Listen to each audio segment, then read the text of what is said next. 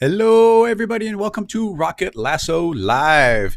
This is just a quick little warning there so that Gavin has a moment to know that he's popping up on screen. And here we go. Okay, everybody, how is it going? We're here. It's Wednesday. I've got Gavin Shapiro here with me. Hey, how's it Very, going? very excited. A Very couple quick excited. things, everybody in the chat. How is the audio? Both me and Gavin. How are our levels compared to each other? Go, Gavin. Hello, hello, hello. Can you hear me? Testing, testing, testing. And how's the camera looking? We good? Jezebel, thank you so much. Good, good, good. Okay, everybody seems to say it is good. Who do we got hanging out? YouTube's a little bit quiet right now. Oh, wait, it's somebody saying it's not live on. Oh, now somebody is saying it sounds seems good. It's somebody saying that you're a tiny bit quieter, but we'll A little see. quieter. Hmm. No, I control that on my end. Okay, Here, I'll just tick that up a tiny little bit. Why not? sounds good. Let's see. Who do we have here? We got Polytech, Sid, MW. What's going on? Mr. Matt Dog, Sphere Factory, Pier. Lots of the regulars.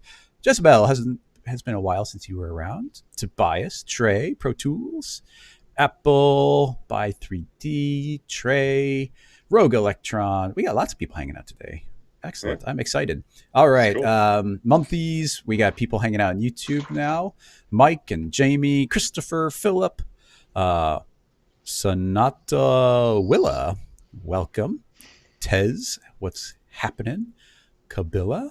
Yeah, a couple of new names. Very exciting. Okay, everybody. First of all, I'm going to put a link in the chat. And this is a link to Gavin's work on Instagram, which is very cool. One of my main motivations for having Gavin on the stream today was that very often during these streams, I get questions of how did this get made? And it's like, well, let's just have the actual person who made it come on. So we're going to do a little pre-show chat here, and then we'll begin the proper show. Me and Gavin will chat back and forth, get some questions. If you have any questions for Gavin specifically that are not like technical questions, but like background, get those ready. In addition to that, everybody's hanging out. Try and gear the questions to things that seem like they're up Gavin's alley, so that we can tackle things. You guys know the type of stuff I tackle, but let's see what Gavin does. Actually, I forgot to ask before the show, Gavin. What Hmm. renderers do you use? I use Octane Render. That's what I mainly Okay, use.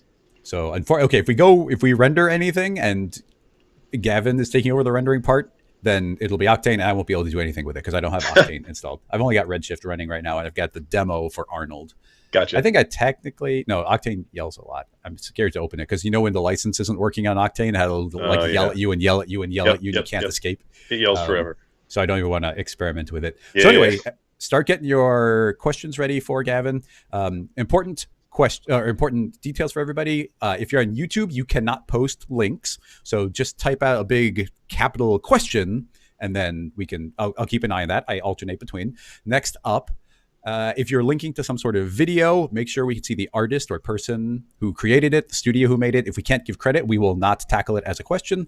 Or you can ask something that's very abstract. If it is a video of some sort, make sure we know what part you are wanting us to address at the specific time or this specific effect. And I'm going to be a little bit more picky than I usually am, so we can tackle things that are appropriate for both me and Gavin to kind of jump back and forth and talk about it a little bit. And we haven't ever done any kind of work together, so this will be interesting to see how that goes. And along those lines, Gavin, we didn't really cover it too much beforehand, but yeah, the idea will be, let's say there's some sort of technical thing. I'd be like, okay, this sounds cool. Do we think we could tackle it? We'll talk back Mhm. and forth and be like, okay, well, what if I tackle this part and then you do this thing? Sure. And then we'll kind of plan it out a little as we go. Okay. And we can always Yeah, jump that back sounds and good. forth between them. That'll be the general plan. And we can share files between each other, which is cool. Great. One last detail that's super important here, as far as having a guest on the stream, the software doesn't like the setup that much. So sometimes the broadcasting software freezes on me. It'll keep on broadcasting, but I can't switch the screens. And if that happens, and it's highly likely at some point in the next 2 hours that will happen, I'll be stuck and I can't change the screen. It's really easy to restart it and we'll just immediately pop back in again. The problem is YouTube will automatically begin a separate video with a new link. So if you are watching on YouTube and I'll say it ahead of time because no matter what screen we're on, you'll still hear me. I'll say, okay, it's going to drop. If that's happening, please go in the description lower in the video on YouTube and click on it, and you'll go to Twitch. And Twitch always streams to the exact same URL, so you'll get us back right away. So if we drop, I'll give a warning at that time. Just keep in mind that that is something that will be happening or possibly happening. Hopefully not, but possibly. Hopefully not. Okay, that's pretty much the meat of that. I want to mention this in the official video, but I guess I'll stress it right now. A quick thing. Somebody was asking last week how many more episodes there are going to be of Rocket Lasso Live for this season. And I said maybe like 5 more. Well, this week, me and my brother has made a bunch of plans for the way we're doing things. And we are, there's 2 giant projects I'm trying to get out in a very short amount of time. So I think that next week is going to actually be the last official episode of the season. So we're cutting it a little bit extra short. Sorry about that. If you saw my Twitter poll, and if you didn't respond to the Twitter poll, please do on the Rocket Lasso Twitter. I was trying to find out what version of Cinema everybody's using because we are really close to releasing our first plugin from Rocket Lasso. It's a little workflow plugin. It's something we kind of snuck in. We're working on a bigger project, but here's a little plugin to get out in the meantime. And I want to get that out pretty soon. We're talking weeks from now. So I need to focus on that because it eats up a lot of time. So, but of course, it's only like a 2.5 month break, and then it'll be back. And I think I'll still be doing some occasional streams. And especially if you're on Patreon, I'll still be trying to do the bonus streams where I record tutorials. But, got to do a season break and focus on getting a little production out there. But okay, get those questions ready, the technical questions and any interviewee type questions, and that should cover it. So, Gavin, if you're ready, I'm going to flip the screen over and we'll begin the proper thing in just a moment. And you'll pop right back on screen directly, so I'll have us both be there. So, all right. Here we go.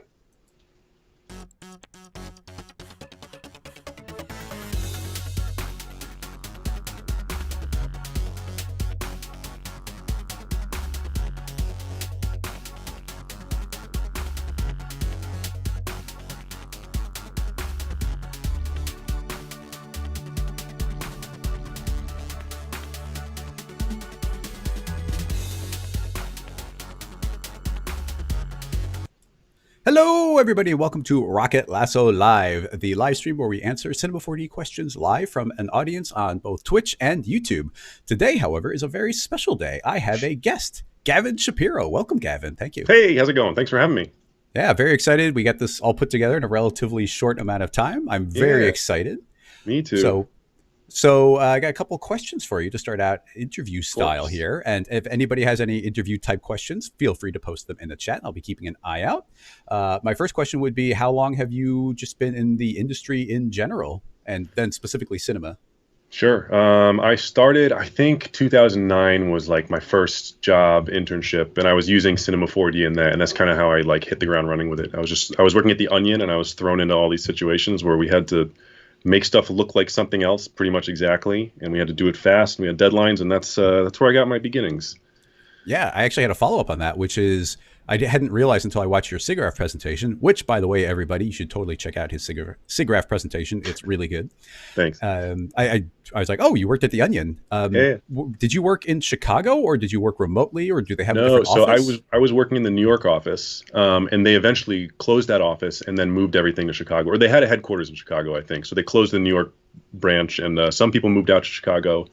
I did not, but I was with them for a few years, and then when they were fully in Chicago, I was doing like some freelance things with them remotely here and there, like a few weeks at a time. But yeah, no, I think they're just full on in Chicago now.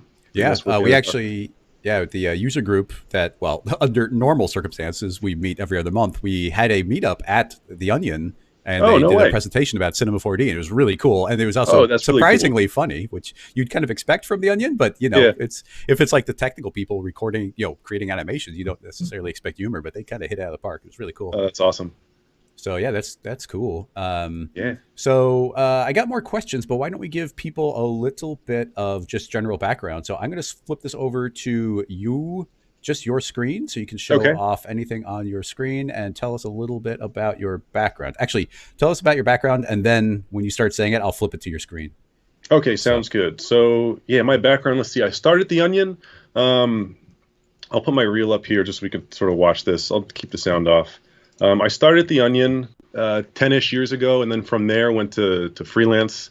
I did a bunch of freelance for a while, and then I eventually moved abroad. I was living in Japan and France for a few years and doing work there. And then when I came back, I did more freelance. I started focusing more I'm trying to get to work in studios that I really wanted to work at. So I worked at a bunch of studios for a while.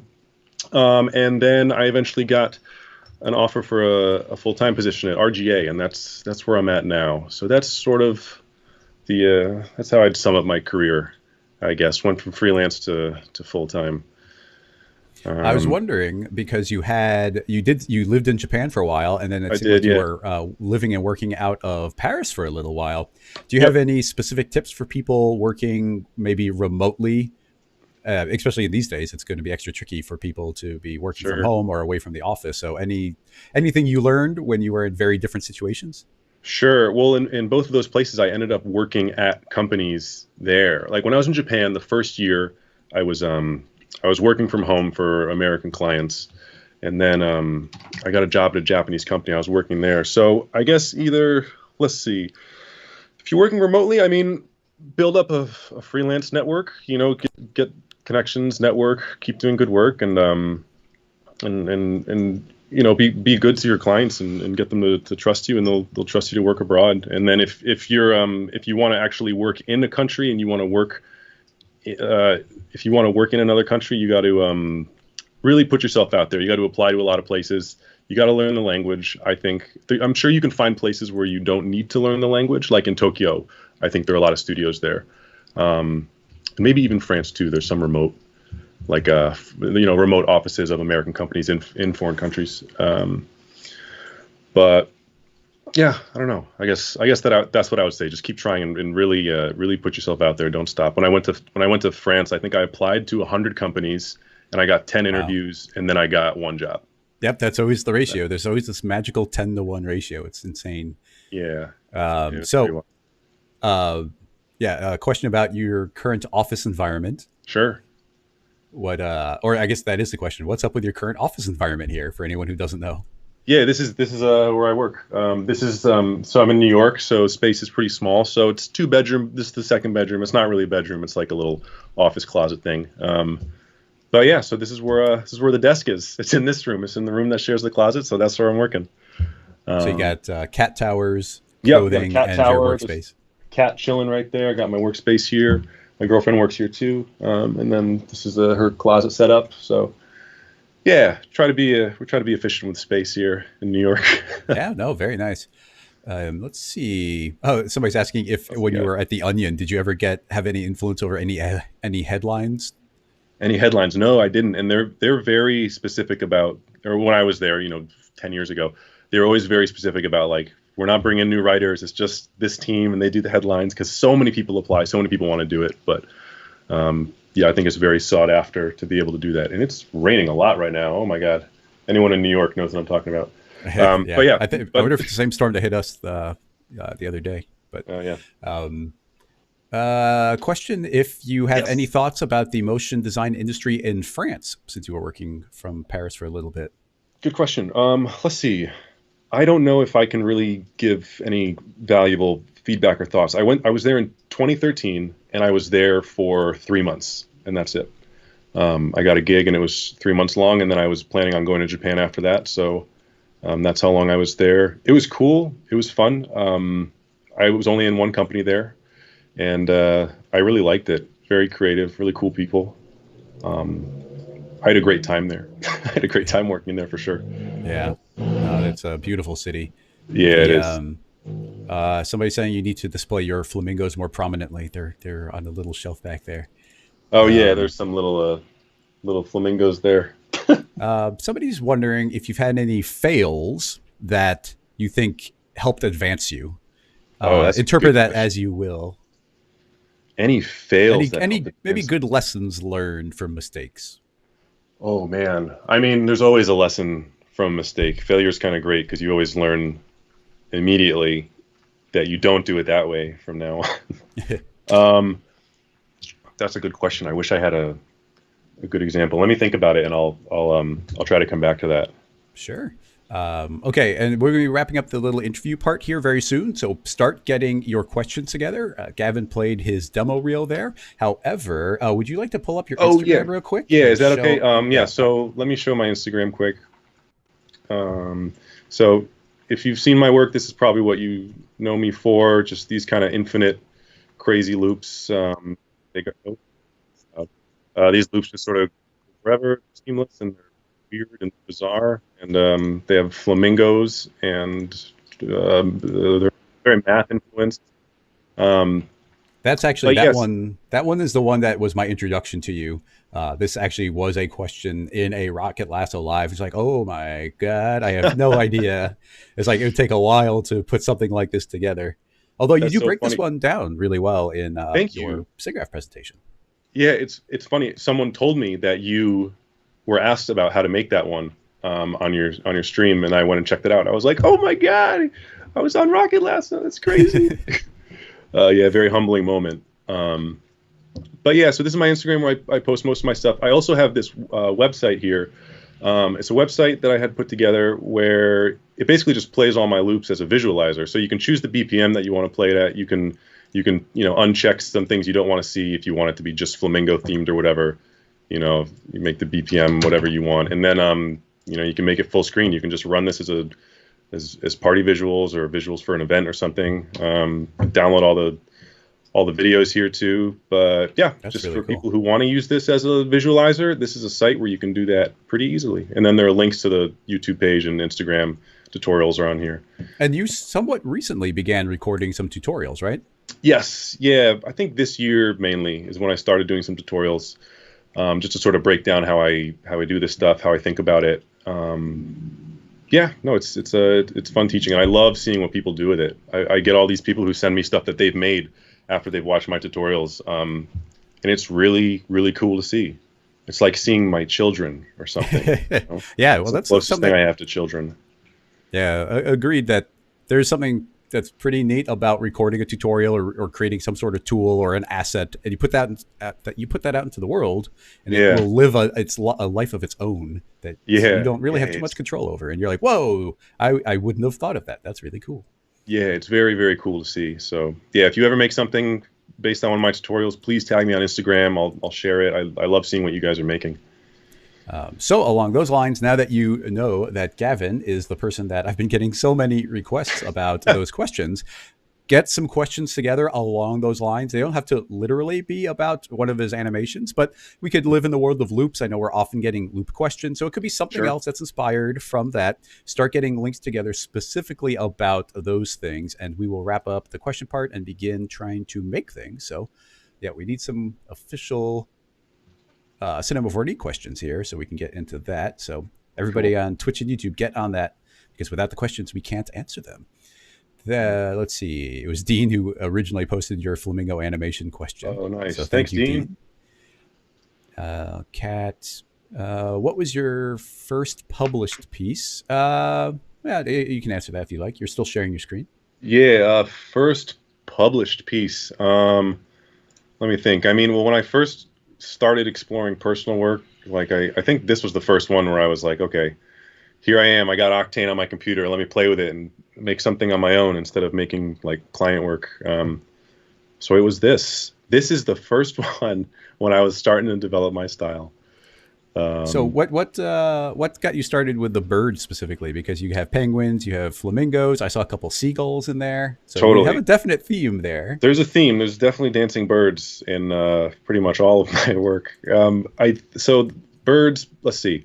When I was trying to figure out how to make a style, I didn't really know what to do. Like I just saw it come naturally to everyone else, and to me, it was like I didn't. I just didn't know what to make. It's like asking someone to speak a language they don't know. So I just started thinking about it and sort of analyzing like what are the things that I like and what are the things that represent me. And it came down to penguins because I've always loved penguins since I was a kid.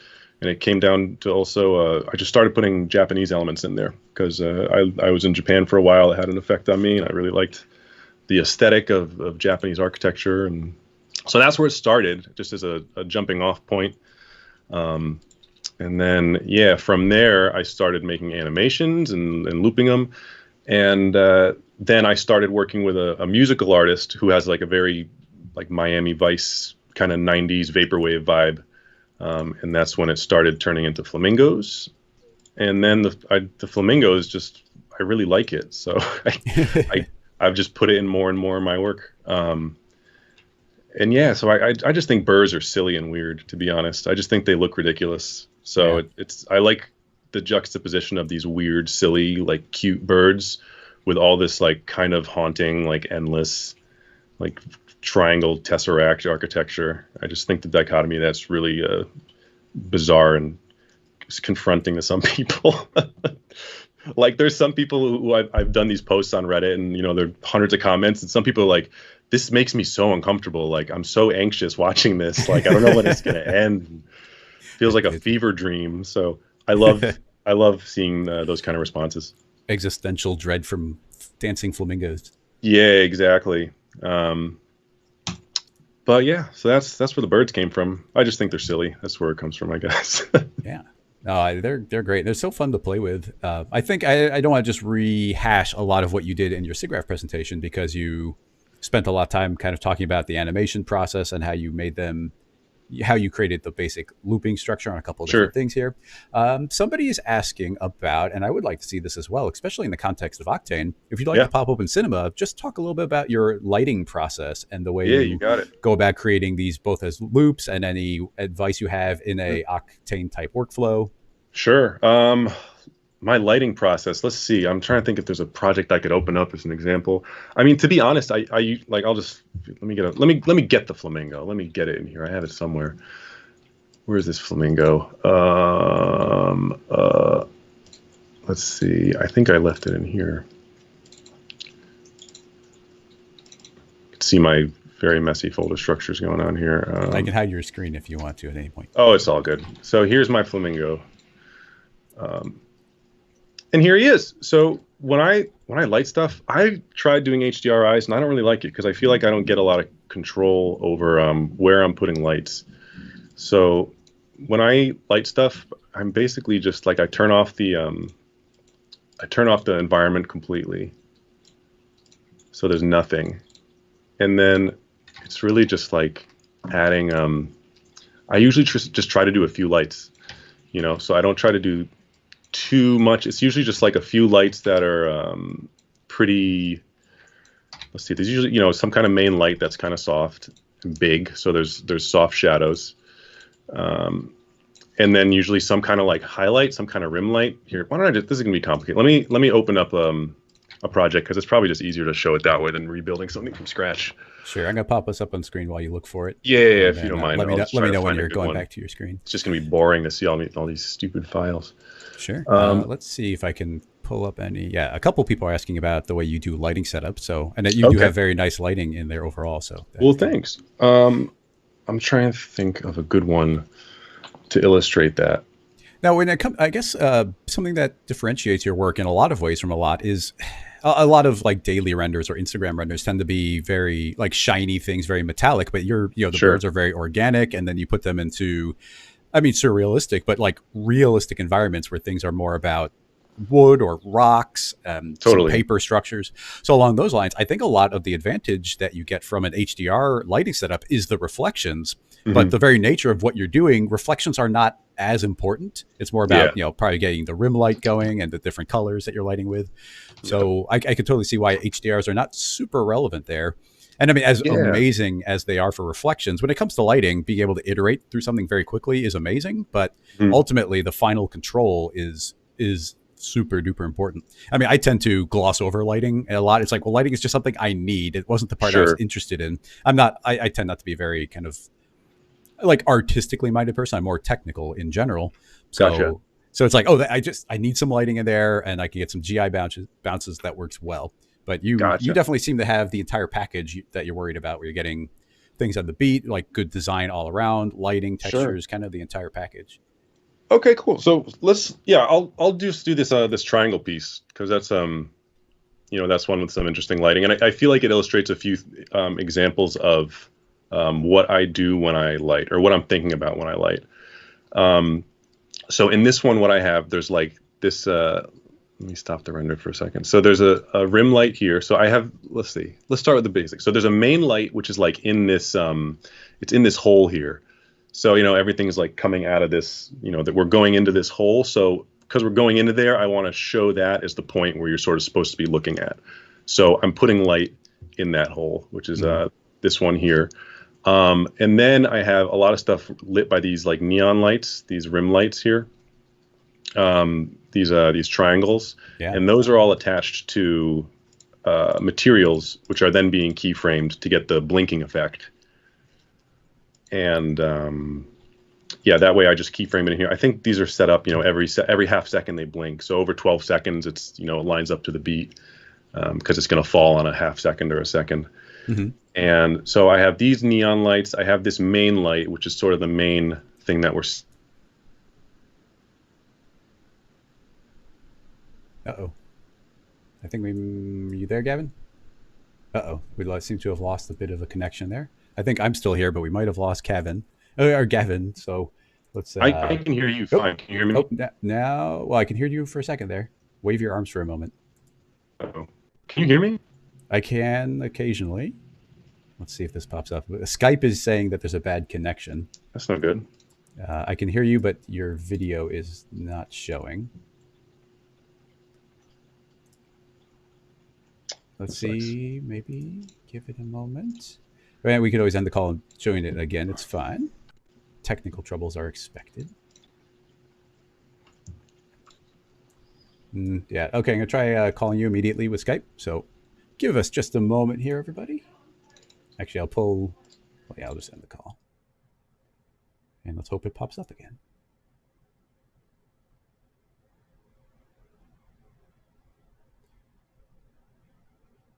All right.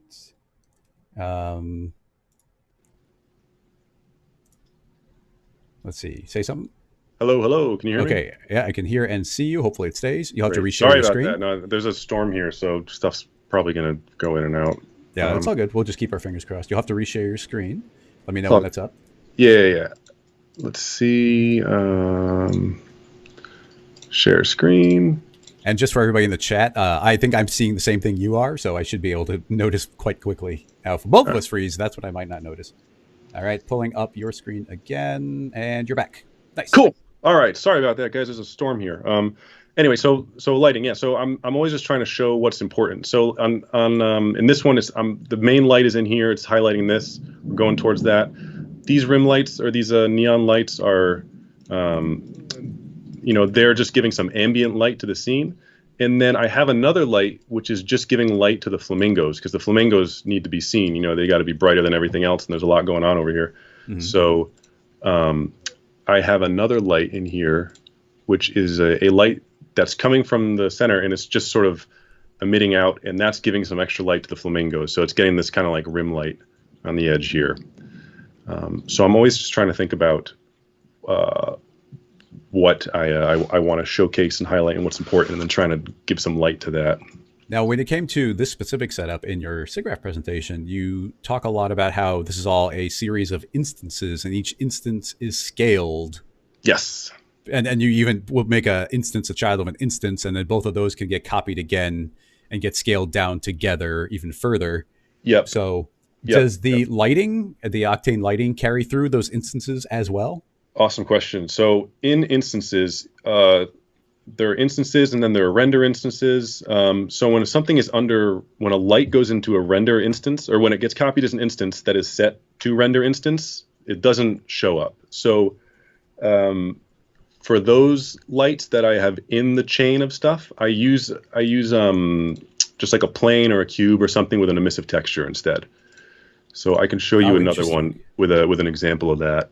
So the lighting doesn't carry through, and it would probably be pretty tricky to copy and scale them down because who knows what will change in that instance. Yeah, actually, in this one, before I realized that, I was like, "What's going on?" So in this one, I duplicated the whole thing and all the instances, and then just put the lights in it, like deleted everything else, and then set those to instance instead of render instance. So that can work too, but it's a little cumbersome if you want to make a change or something. So let's see. So here's another one. So in this one, we're going in. Can you still hear me okay? Am I still connected and everything? You're perfect. Great. Awesome. So here's another one. So in this one, that's so cool. So thanks. In this one, let's see what this looks like. Fill render. But yeah, so in this one, all of these little panel things are lit. they all have different colors under them. Oh, you know, so here we go. So this is shown up. So each of these is lit from behind. And I think there's a little subsurface scattering going here, some transmission. Nice. And the way that these are lit is, if my computer decides to work. Yeah. Well, you are broadcasting and yeah, I found when rendering I broadcast it gets a little glitchy. But yeah, so in each of these things, behind all these panels, I have you know, just planes with an emissive texture. Yeah. So those light up. I'm trying to remember how I animated this. I think for these, I keyframed the material. Yeah, I keyframed the material itself, changing to a different material, which is set up as a different color. So throughout the animation, these change and they flash to be different colors. So that's how that's set up. So yeah, so when I'm working with instances, I end up doing a lot of the lighting with just planes or cubes or something that have emissive textures, because that go through the instance chain. So I have a general Octane question for you. Yeah. I've only, when I was developing LightKit Pro 3, that was the only time I used Octane. I was kind of using all of the different third-party renderers just enough to make them all work the same. And so, you know, I've never been a big proponent of like the render wars as far as it being like, oh, this render is better than that one. Obviously, each tool is better for each person, depending on your circumstance. Yeah. Having said that, here's what I hear, the story I hear about Octane all the time. Okay. It's the most among people who are creating things like daily renders and just trying to make beautiful things to post online. It's the best one to go to. Everything looks great out of the box, and it gives you results incredibly quickly. Okay. Now, here's the downside that I've heard, and that is if you're working in production and trying to do something more large scale, there gets to be a point where Octane is suddenly like, nope, I can't. I don't have enough RAM for that. Sorry, there's nothing you can do. Sure. And so I've heard, I'm not exaggerating, like a dozen horror stories of people like trying to run the Best Buy and buy extra computers so that they can finish a render over a weekend. Because once they turned on the people and the trees and the buildings, Octane was just like, nope. So I was wondering if you have any experience with that, and if maybe that's changed, or do you hit that limit, and what do you do if you do hit that limit? Sure. That's a great question. Actually, this animation is a great example of that, because this animation... Oh, so here you go. To answer the question about failure, when I was making this animation, when I first started trying to render it with all the instances and everything, I was like, all right, here we go. And it would render like 5 frames and then crash. Because of that, it was filling up with memory. And I emailed Octane support, and we went back and forth. But it turned out that I was not setting up the instances correctly. It was trying to do like 30 million triangles or something. And when I set it up correctly, it ended up going down to like 800,000 triangles. And then it worked fine. So that's the only time I've really like run into a problem with it not having enough memory. But then I learned I had set it up the wrong way. The only other time I ran into like Octane problems was on, I was doing this huge projection mapping project for Hard Rock Casino. And it was like across 4 walls. It was like 100 feet of walls. And the resolution was like 8K by 3K or something. And it was an hour of content. And geez Louise. It was different scenes. It wasn't all in Octane, but there were a bunch of Octane renders, you know. So it was we would run into some trouble there. But that was also when Octane was version 3. Ever since version 4 or 2020, I don't really have problems with it running out of memory or crashing. That's good to hear. I've never had major issues with my work, at least. You know, so you can see what I do, and that level of stuff is fine. If you're doing like a huge production with trees and cars and people and stuff, maybe it's a different story. I'm not sure, but for me personally, Octane's been fine. I've used Redshift on a project or two, and that's been fine too. I don't know if I have I can't really like talk one of them down. You know, I'm not really in the render wars either. Like Octane's worked fine for me. It was what I got comfortable with first, and I've been using it since then. And yeah. Well, no, it's good to hear that maybe that issue isn't so much of an issue anymore. And somebody's saying that they definitely changed some of the way it dealt with GPU memory. So yeah, I've heard that too. I hear that now they combine the graphic card, the GPU memory, or something like that. Like I think it used to be capped at your smallest, your lowest RAM graphics card. and now I think you can set it up so it combines it. I'm not positive, but I feel like I've heard that's possible now. Okay, Maybe here's it's just with the a RTX cars. Maybe someone in the comments knows how that works. yeah. Is there any Octane experts that can speak to knowing why it wasn't good before and why it might be better now? Would be good to know. Now, here's a very specific and technical question Mhm. that we'll see if you know anything about it. We can pursue it. The I've gotten this question before, and the answer ended up being, well, essentially, we want to make a prism, and a prism that will separate out and refract the light out to its different color bands. Oh, cool. And so we are kind of exploring it, and the discussion ended up being that some render engines can do it and others just can't. You'd have to completely fake it. And it seems that Octane is one that could. Is this something you have any kind of experience with, like playing with refraction in any kind of significant way in Octane? That's a And really good question. To be honest, I haven't. I haven't done that much playing around with glass and refraction and stuff. I've done a little bit, and it's really fun. And there's the I forget what it's called now. Like if you diffusion, diffraction. I don't use it that much, but it looks really cool. It's when you have the glass and you're looking through it, but then all the colors sort of split within the glass, and it gets this really yeah, like realistic looking thing, and you can make like diamonds look really cool. Like I've done that thing with it. But in terms of making the light go through it and then separate the colors out, I don't have experience with that, but all I'm right. curious to try.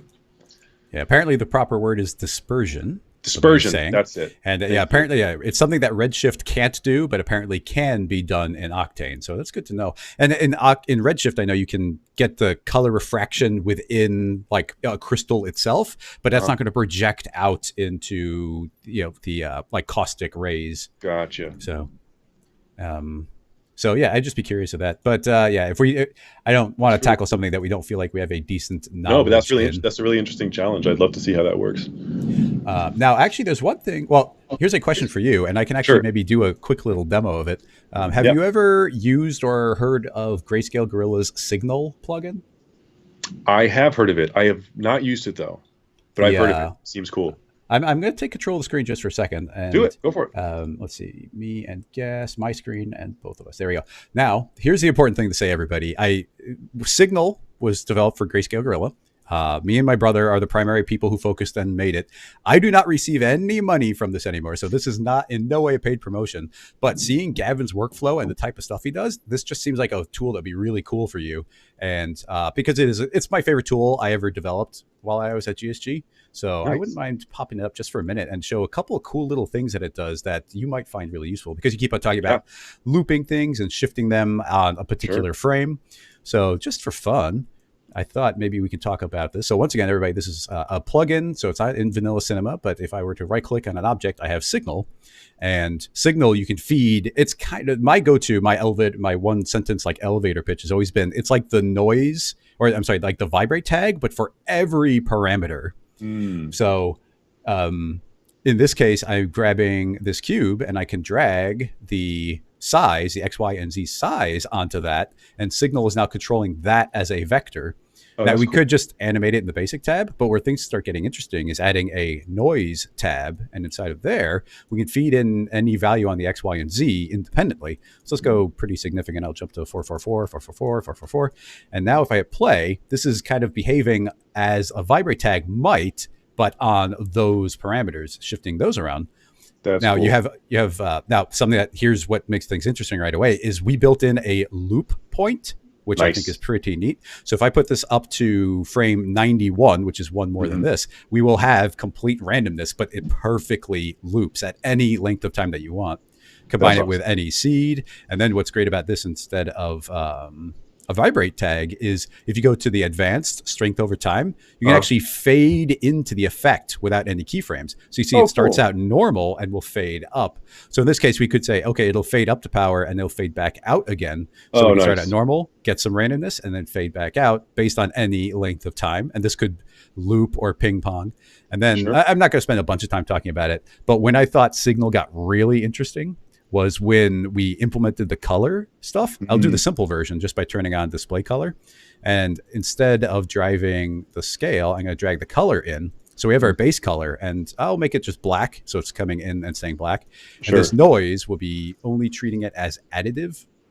So I'll say I Mm. want it to be able to go all the way up to white in a positive way. Oh, So cool. if I get rid of our loop point and we just let this move around, and need to reset the strength over time. So there we go, full strength. Now this will be randomizing the color, and so we can control color that way. But color just becomes another variable that we can play with. So this is a little color random noise. But here's where things get fun: is if I slow this down, then we can get this slow transitioning color, and I can say it'll loop. This will loop on these 90 frames. But why don't we duplicate this layer? And now there's a second noise. This time I'll say I only want, let's say 25% of the strength, and I want to travel, let's say 5 times as fast. So this one's going to be going, you can see the feedback. We get this nice little jitter, but that is additive on top of this nice slow one. So you get your final, you get your final output of all those combining, and you can get like something that's vibrating on a color and looping that way. And just staying on the color thing, because of the way you were like shifting and looping your colors, we could delete out the noises. Now we're just back to the space tab, and I can say I want this to go from black to white over this amount of time. So over 90 frames, it'll transition from one to the other. But changing our playback to something like ping pong, we can let that loop back and forth. So I can say every 10 frames, I want it to travel here, but now it's going to travel up and down, up and down. So it's 10 frames up, 10 frames back. And that's how these things layer up. And that's what I think is really cool. Yeah. Because you take that, and now on top of that, we can put a noise, and that noise can have whatever loop point. And you can get it blinking up and down, but having completely random colors every time that it does. And it just goes up from there. But yeah, if people don't have Signal, it's still the favorite tool that I ever developed back in the days of GSG. That's really cool. Yeah, it seems really powerful. It seems like you can do a lot with that for sure. Yeah, and then it can be baked out and sent to anything you need to. So yeah, something that I think like would be really cool. Loop the vibrate tag would be a good thing. So that's a way you can do it. Yeah, and of course you can drive the position, scale, rotation as well. So it just seems like something that would be really cool for your workflow. Now, I would love to try it out. Oh yeah, and Pierre, thanks. I didn't even mention it, but we do have a beats per minute thing built in, so you can just type in the beats per minute and kind of drive it like music. So that's a completely different tab we didn't even look at. But yeah, it's really cool. But yeah, like I said, just another reminder: I don't get paid at all from that anymore. Like since I left GSG, so that's very cool. I think it's just a really good tool. Now, having said that. Yes. Something, and I didn't ask you this ahead of time, but would you be down for trying to make a very simple looping animation, kind of in your style, but we can keep it really simple. Like, let's just zoom in on like some cubes and some spheres, maybe just some text, whatever it is we want to do. And whichever one's really straightforward. And we can even, and chat, if we're going to do this, and Gavin seems down. Yeah. Go ahead and throw out some suggestions of like, oh, it'd be cool to do this. It might be cool to do that. And we'll just put something together from scratch. And honestly, maybe there's something cool we can think of that is technical that I could focus on. But for right now, I'd love to just see what you put together as we go. Sure. Yeah, let's do it. All right. I'm going to click to show your screen. So you are back in control again. Showing my screen. Okay. Oh, so what am I doing? Are we getting suggestions or are we just going for it? I think we'll get suggestions as we go, but if you want to start building because like you have a bunch of different ways you could do it, so we can even tackle one of the simpler concepts as far as a way of an idea for one, because I've been wanting to break this one down, but I haven't done it yet. Oh shit! Wish I could turn the sound off here, but we don't hear it. So yeah, but yeah, so this is one I think is worth breaking down. So maybe we can build something with this kind of structure. What do you think of that? Yeah, no, that's great. Cool. Yeah, let's do it. Like any kind of loop is great. Awesome. So somebody's saying Fibonacci sequence. That definitely seems up your alley with all the golden ratios and triangles and everything, but that could be dangerous. Yeah, so let's see. So with that one, I think what I did, I start with just a null in the center, and then let's put a cube. I always start with just making stuff out of cubes and just getting it to loop first. Good idea. Let's see. Let's put this here. I will have linked in the show notes below to check out his SIGGRAPH presentation, because there are like 3 completely different methodologies for creating loops in different ways.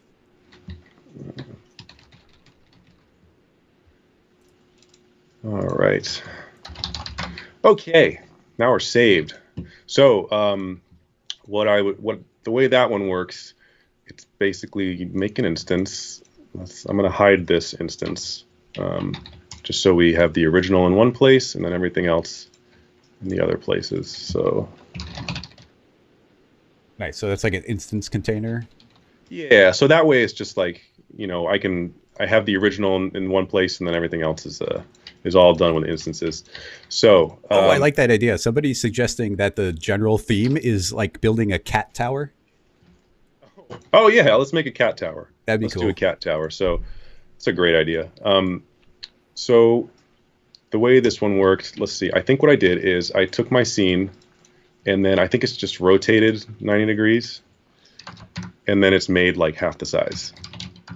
Now you just, oh yeah, this is pivoting from a corner right now, so it was really Yep, simple to. exactly. So basically the pivot's just at the origin, and then everything is coming out of that. So now it's really easy because basically you put this in here. So this small one relative to this is half the size and 90 degrees. So basically all you have to do is just you copy these, you copy it, put it on this one, and now it's the same thing. So Because it's always relative to the it's parent. always relative, exactly. So you can And do this as many times as you want. and Um, because this is an instance, it's completely non-destructive. It can actually be really dangerous to scale things like this if it's not yeah, something like instance, exactly. but cloners and instances, it's You actually got it. So really. that's why I do everything in instances. So this is the start of it. So then, because we're scaling and we're rotating 90 degrees, all you have to do, I'm going to make a animation thing here. Oops, my thing's backwards. So I'm going to keyframe everything in this null just so it's clean. So we're basically, if we scaled down, we went down half in 90 degrees, so we got to go up in 90 degrees. So just Oh, nice. Okay. so let's do keyframe for these, and then at the end we'll do ×2, and then this way here. That's so simple and intuitive, but That's it. I think my approach would have been significantly more complicated. That's all it is. So the thing is, I'm a very lazy person, so I find the easiest way to do things. It's just because I'm lazy. So now this is gonna already be set up to loop. We're basically pretty close at this point. Now it's just finessing. Also, just go to the frame before that, so it doesn't duplicate. It doesn't do the frame 90, frame 0. They look the same, so it doesn't do it twice. Right. And now the scale looks a little weird here because you can see it like sort of scales up and then it goes faster right at the beginning. So the way scale works is it's not actually linear. It scales exponentially, which someone explained to me on a YouTube comment. So I don't know the exact way to do this. There is a way to do it with Python. Someone on my YouTube channel they wrote a Oh, comment of how to do it with Python, but I just sort of eyeball it. It's just like a little bit of a curve, and if it doesn't look right, then you just tweak it. the idea here being as it's larger, it appears to go faster, even though relatively speaking, it's scaling up at a constant rate. Yeah, So here you're exactly. actually, yeah, you're slowing down and speeding up. Actually, maybe it's the opposite. Maybe when they're tiny, they appear to scale faster. And yeah, Let's actually, see. that makes sense. Yeah. If I do it linear, so basically it looks like at the end it's scaling slightly slower, and then when it gets back to the beginning, it speeds up. So this is too fast, and this is too slow, right? A little too slow, and then it goes faster. So we need to make this one. So hold on, let me get this back to spline. So we need to make this one faster and this one slower to compensate for that little difference in the speed. Yeah. And So because it's just a constant loop, you're yep, perfectly looping your 90 frames. Are you in 90 frames? I can't quite see at the that's it. resolution I'm Yes, at. yes, it's 90 Yeah. frames.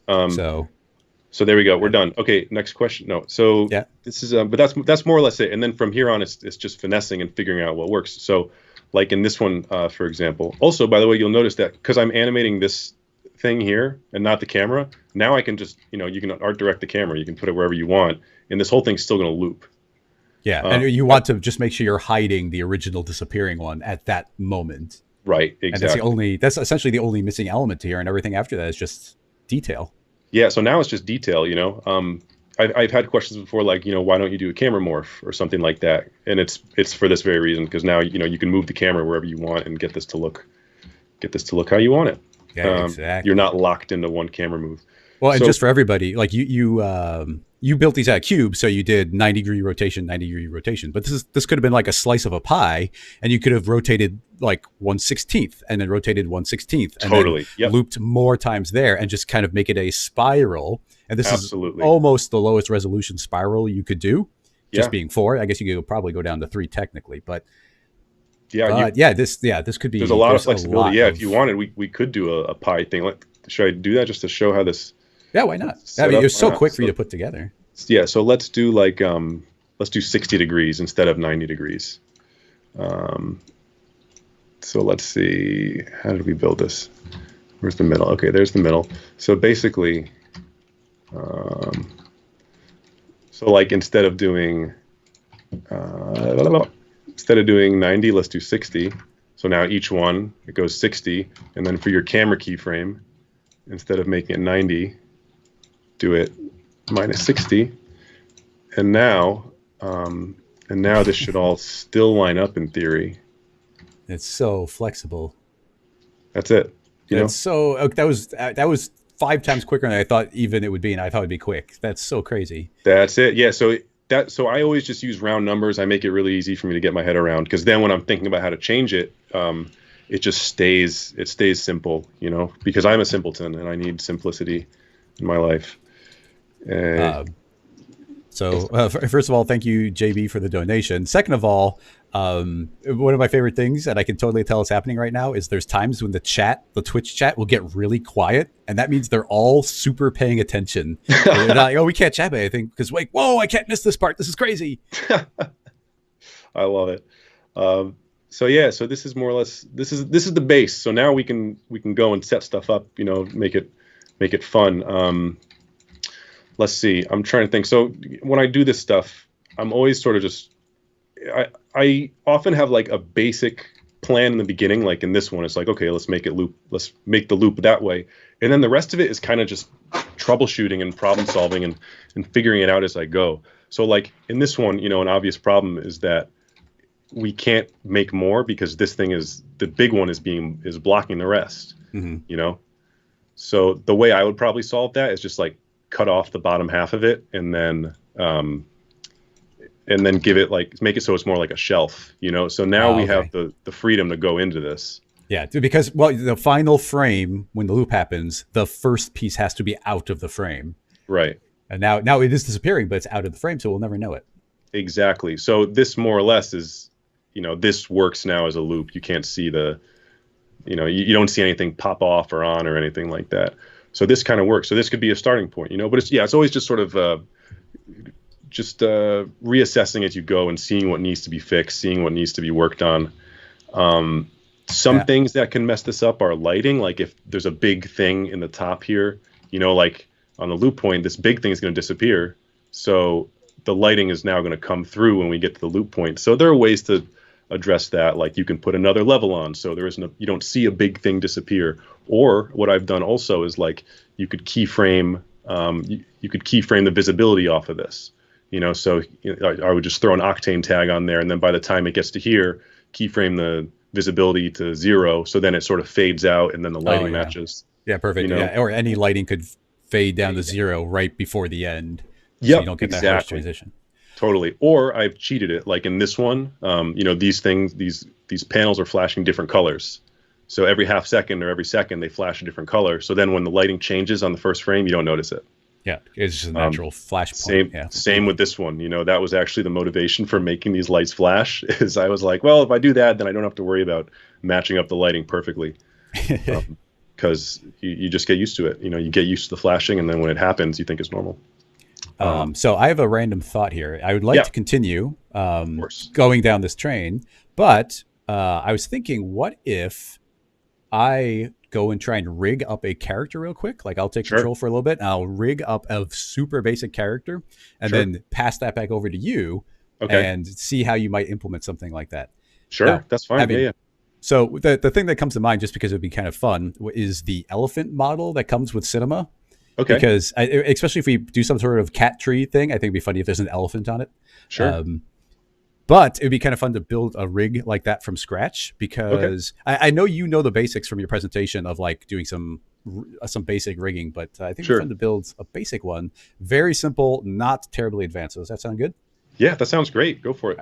Okay. I'm just going to build from scratch at an arbitrary scale. Does that really matter? Or do we have to be careful about the scale? I don't think it matters too much. Usually, so when I bring in the flamingo and stuff, I've baked those to alembics and then I bring them in here. So the scale doesn't really matter. I've done it in the past where I have the whole rig and it does end up having some problem somewhere. Yeah, this will So just be a single model, so it should be pretty clean. If yeah, at that's any, well, first of all, you feel free to throw in a suggestion at any point. And if I start doing something that you're like, oh, that might not work in this loop, then stop me. okay. Sounds But good. I'm going to take control and don't make any progress on that until we switch back over to you. But let's do a I little will bit I will of leave this. this as is and I'm going to watch your screen now. All right, let's see. All right, so actually we're already in the menu. Is the elephant the best one to do? What's our best critter that we could make dance? I mean, a raptor's kind of like a bird. We could technically do that. Real quick, whoever says it first, I'll do that. So of our options here, we have a dog, an elephant, a horse, a stegosaurus, not the toad. He's not good, but it may be a velociraptor. So whoever says it first does it. Oh, Shane technically got in first with elephant. So yeah, we'll stick with the elephant. The dog, Let's do I don't it. know. The dog would be. I don't like the dog on a cat tree is not super interesting, but a cute little elephant that sounds fun. So we're gonna leave it low poly. It's not. We're not going to worry about getting too much of this done up all super perfect. Like first thing I'll do is combine this mesh down. So it is just the it's just one mesh. The eyes are not a separate thing. We could technically leave them combined, but I won't worry about that. And we'll probably subdivision surface this in the end, so it's going to look fine and kind of smooth and cartoony. I think that's a fine place for it to end up. Now, to start out with, I think a basic spine on this will be good, and maybe we can do a little bit of dynamic springiness on the trunk and the ears potentially. I don't want Cool. to take too long on this, so we'll see how this goes. So to begin with, we need some And joints. by the way, Create if you a rig the like an IK chain down the trunk and just turn on dynamics, it'll look floppy and silly. That's how I did the flamingo necks. Yeah, exactly. That's the plan. Awesome. To begin with, create a joint from your character menu. I'll look at this from a side view. Most of the work can probably be done from here, honestly. And let's create the basic setup of it. Honestly, Z forward is Cinema's favorite direction. So I'm going to flip this elephant around 180 because in general, Cinema says Z plus is forward. So now you can see the axis of this joint will be facing that direction. And let's just start back here. Typically, you want your joint chain, the spine, to start on the hips. So I can make this a child of itself, scoot it forward. Technically, we can even scoot this up and down. That doesn't really matter too much. I'll make two of those as a child so I can move them forward again and just start laying these out. I think it'd probably be a good idea. We'll put an extra one in there just in case we want some floppiness. But I want this one to terminate right over these legs so we could link those together. Mm. And let's make another one, which potentially will get us all the way to the head. We'll just do this and then make a last one that this will go to the start of the trunk is the plan. So this will be the main spine. And to stay a little organized, say spine start and spine end. Next, so that's pretty straightforward. We can mechanically move those if we want to. Now, building the very basic setup of, I'll just steal this joint. The very basic setup for a FK, or I'm sorry, an IK leg will begin up here. Maybe it should be a little lower, but let's just assume that this is fine. Create another child. Drag this down to, where's the knee of an elephant? Is it right about there? Maybe? I don't know much about elephant anatomy, to be Yeah, I honest. guess me neither. If it's wrong, then I apologize, but that's just going to be what it is. And I suppose he should have a separate foot. That way it can stay stuck on the ground, which you Oh also yeah. talked about with your flamingo. Now that we've done that in 3D, let's make sure that he is lining up properly in 3 dimensions. By lining up like that, I only have to worry about the x-axis. So I can scoot over here,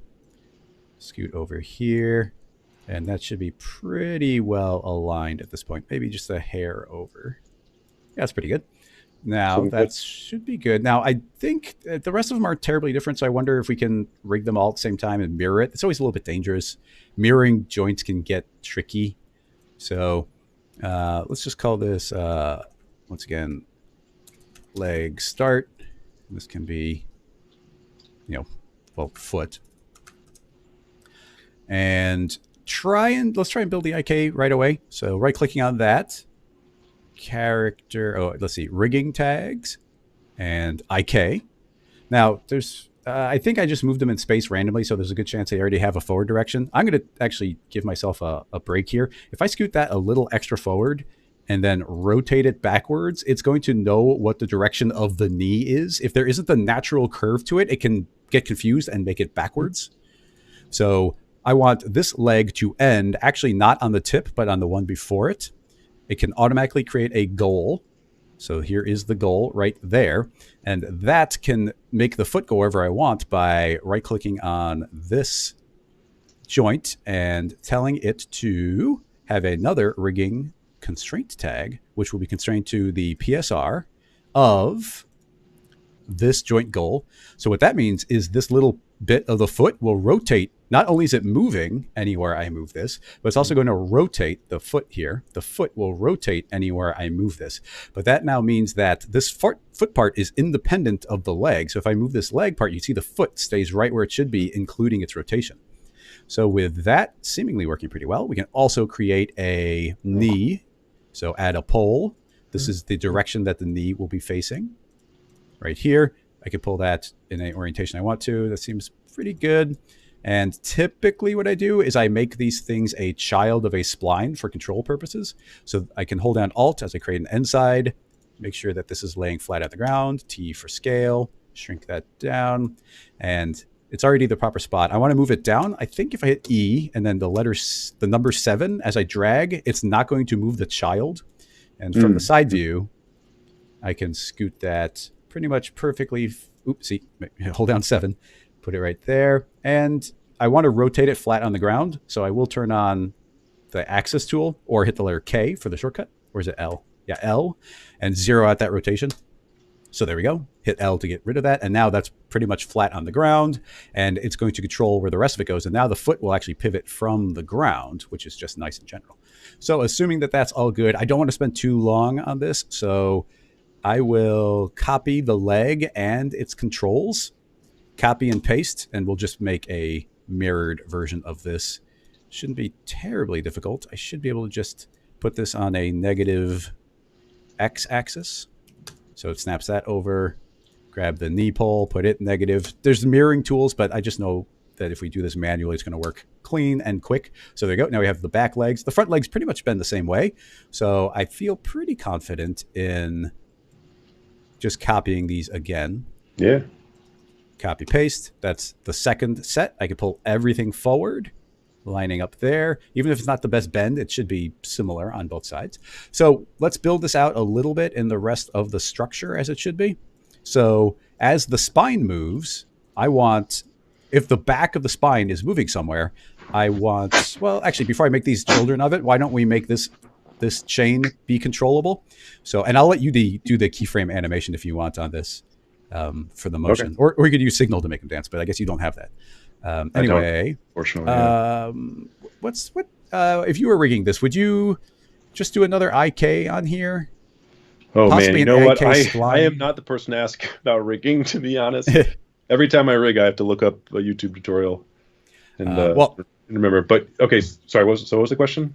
Well, it's just, do we go IK? But I think just for fun, do an IK spline just to shake it up and be a little bit different. Sure. So I actually have experience with IK splines. I'd love to check that out. Yeah, it's really powerful. What we can do is convert this joint chain to a spline by selecting it. I can say character convert spline, and now it's a spline with exactly points lined up on. Let me pull it up so you can see it. You see it's lined up exactly where that joint chain is, which is great. But what I'm going to do is actually, I'm going to make it really easy to control this. I only want 2 points. Sure. Actually, we'll make 3. Why not? We'll do 3. So I'm going to delete that point, and we'll end up with this one in the middle. Now, it's probably going to jump this out of the way, but we'll control it after the fact. So here is our spine. The spine, the IK spline, is going to, it wants to know what is its final point. So we'll feed it the spine end, and then it wants a spline to snap to. So I'm going to say, I want the spline. We'll see the joint chain jump up onto that spline, which is good. And then right now it's set to linear, but we could set that to a Bezier spline, which is going to start rounding it out. Gotcha. And what's cool now is we have 3 points on the spline. That's what's important. So now we create 3 handles. 1, 2, 3. So you see we have 3 handles. Now we can click create, and it creates 3 nulls, and it actually creates those exactly where those 3 points had been. But Oh, now these nulls are the controls. So going back to object mode, I can that's move very cool. this control and the entire spine will move to Hmm. correspond. But it actually works in 3 dimensions. So now we have 3 controls to control 5 joints. That's very cool. I love that. So name this one head, mid, butt. And that's that little bit. And of course, those could go into their own controls, which why not? It doesn't take too long. Inside, we can leave that super big like that. So I'll just do that, and do that. Giant controls. These won't render out, obviously. And we could spend a lot of time really organizing these, cleaning them up, getting lots of control, Mm. but just do something like that. And of course, I pulled this way in the air. So let's grab the 3 controls and pull it straight down into the elephant. And now that we've done that, we have controls on the spine. It's probably a good time to save this, honestly. And this is a good time to mention that if you are supporting on Patreon, you can get access to these scene files if you're somebody who likes to reverse engineer things like I do. Dancing elephant. I think I spelled that wrong, but whatever. Yeah, I forgot H. Anyway, or a P. So now that we've got the spine control, we need to make these legs become a child in the proper spot. Now, I didn't rename all these, but I think these 2 are the back ones. Yeah. So I want these 2 to go wherever the start of the spine is. So that's the top one. So I'll drag those in. We could leave them there, but I always like moving the joint chain itself to be kind of traveling in order. So I'll grab the bottom part and move it back up. It's not any different. It just keeps that so I can see this entire joint chain in a line. And then those are kind of like offshoots of it.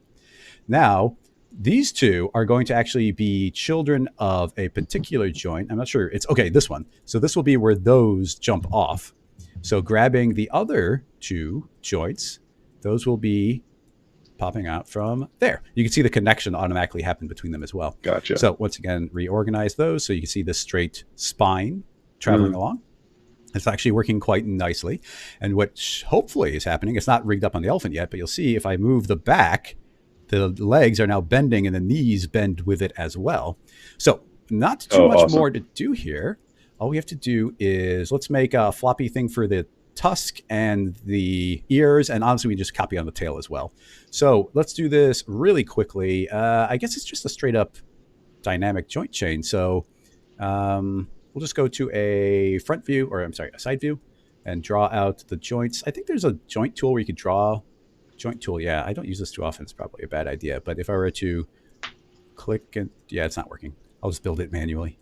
There's controls where you can like use a joint tool and automatically create a very nice joint chain. But we'll keep it clean, make it from scratch. That'll start here. Make a child. And honestly, it's not a bad idea to essentially line these up with corresponding points on the elephant. So I'm lining it up where there's a little cross place. Just a nice place for that to bend. So, and it doesn't need to be, I mean, we could add more in, it'll be floppier, but I don't know, more is not necessarily better in these circumstances. So we'll do this, and I'm just going to make one final one to cover the entire last part. So that is that, and let's call this the trunk, and that'll be trunk end. Right click, save it, right click. Once again, we need a rigging tag. It'll just be an IK again. Now, in these circumstances, I can never remember. I want it to end here, but do I want this to be a 2D or a 3D? I think I want it to be 3D, don't I? Oh, interesting. I don't remember. I don't remember the difference. I don't know if I even knew that was there. But by creating a 3D, there's no pole. It automatically figures itself out. And because we'll be turning on dynamics here, and as soon as I turn this on and hit play, you'll see that it actually relaxes a little bit.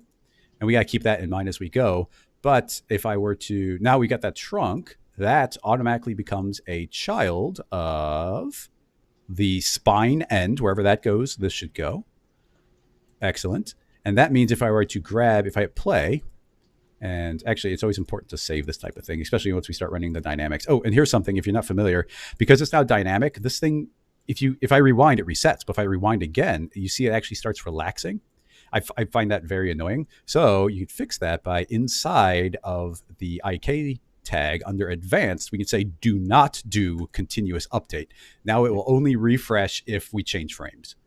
So at Yeah. 0, if I keep on rewinding, you see it doesn't keep relaxing. Now I I can just discovered save. that like this week. So hitting play now, if I grab this and move it around, you can see the trunk is kind of responding to that. And it looks like because we gave it at an end point, it is attempting to get there, even though it's kind of floppy. But I can move this. You see there's a little bit of slop in there, which is cool. But I do think if we delete that, if I say Yeah. there is no, not that one. This is here. If I delete the goal, just clear that out, then now it's just going to flop over naturally. It'll flop right down. Yeah, and now it's just now it's just responding to movement. Oh, actually, here's one thing I forgot on the spine. On the spine, you see as I move this up and down, it moves, but forward and backward, it really isn't. Oh, And interesting. that is because there are 2 different modes inside of the IK spline, and one of them is fit, which means it is a set length and it's always going to stay that length. But for our purposes here, with something cartoony, equal, if we say it's going to be equal to it, then now it will move wherever I move it. So hitting play that's now, what we want. Yeah, we want now the good you can stuff. see that's going to stretch all over here. And now you can see that it's going to be nice and floppy there. Now there's lots of settings to change, but that's more of something that happens during animation. So Gavin, I will let you control the dynamic settings in here when you start getting whatever animation from it you want. Awesome. Now that I changed the way the spine worked, I do have to scoot those back a little bit. So that is these 2. And I'm going to hold down 7 because I don't want to affect the children. So those can scoot back. And we'll do. I mean, I feel like we're going a little overboard here, but it's fun. We'll do the ears and then do we do the tail? You call it, Gavin. Do we make the tail as well? The tail, is it separate geometry or is it just kind of like protruding? It's like itself. It's really close. We'll probably have to fix the weighting on it. But oh yeah, I see. But it is, and it's the same object, but it is physically separate there. So, but the weighting would probably not cooperate too much, and that's even where the head. Well, I guess these will help on that. I'm going to go to a front view, create a new spline, a new joint, character, joint, move it up to the start of the ear. Like I said, I like doing something like this 2-dimensionally, and we're going to keep it real simple. I'm going to go out a little bit, and we'll make one more. And it'll go down a little bit. That'll be the extent of the ear. Now that I've done that, I can go to the top view and just fix it on the Z-axis and not worry about any other orientation.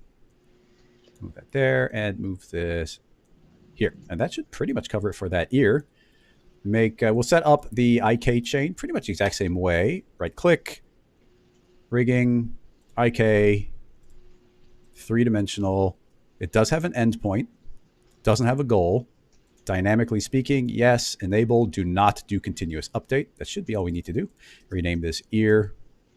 And that becomes a child also of the spine end, I think. Maybe go, actually, no, let's go back one. Let's go one before. So it's actually connected here and not to the end. So that's actually kind of the main head movement, even though we just left it as a separate control in the front. Okay, so that's there. Let's make one copy of it. And again, I think I can just say negative X, negative X. Oop, that one's not negativing. Maybe it's because I already made an IK spline. Oh yeah, it's because this tag's already on there. So now I can do it. Delete the tag, negative, negative, and then it looks like that one overshot. So, oh no, it didn't. Well, whatever. I can just go to top view and scoot that back in. We're not being that precise. Now, I will save because I'm going to try and copy this tag onto it. And that seems to have worked. Update the endpoint to that one. And there we go. I thought it might jump to a new position, but that seems to have worked. Okay, saving again because that seemed good. Hit play. You see the ears like relax just that little bit. I mean, it'd be fun if we make the tail. So it'll take a couple extra minutes, but let's do it. Why not? Let's do it. Tail. And we can do this super simple. Just do one. The problem is it's not the joint chain part that's slows it down. It's going to be the weight painting.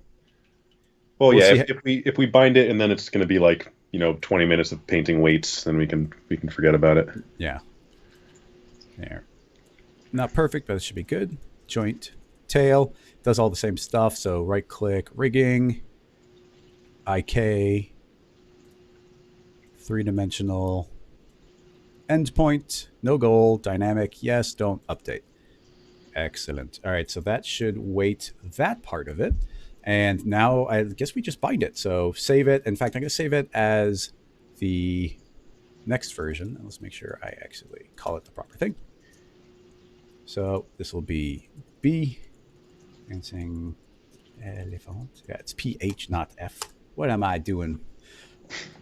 Okay, so this needs to become a child of the spine start as well.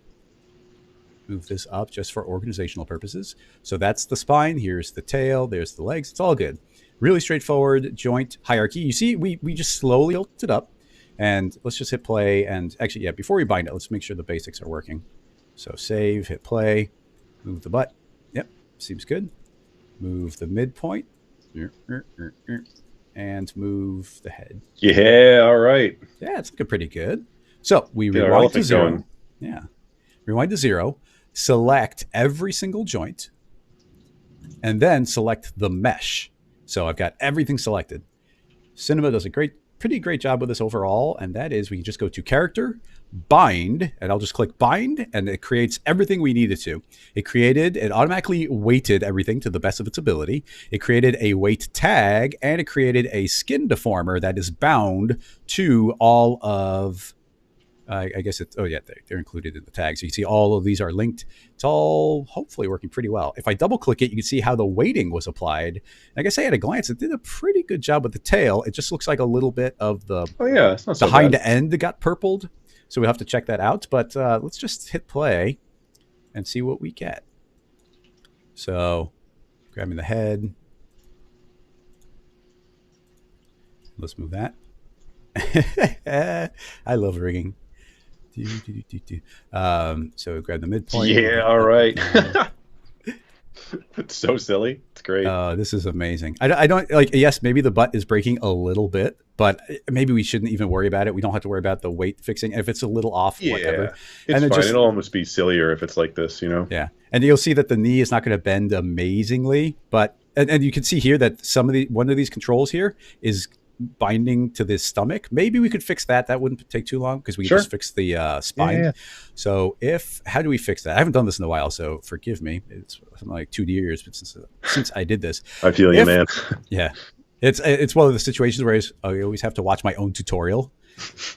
So here's I've had to do that too. I've had to watch my own tutorials. If you double click the weight tag, it'll actually open up the weight tool. And I can't remember the shortcut. If I hold down the shift key, if you double click with the shift key, it'll actually open up the weight manager. So those are two different tools.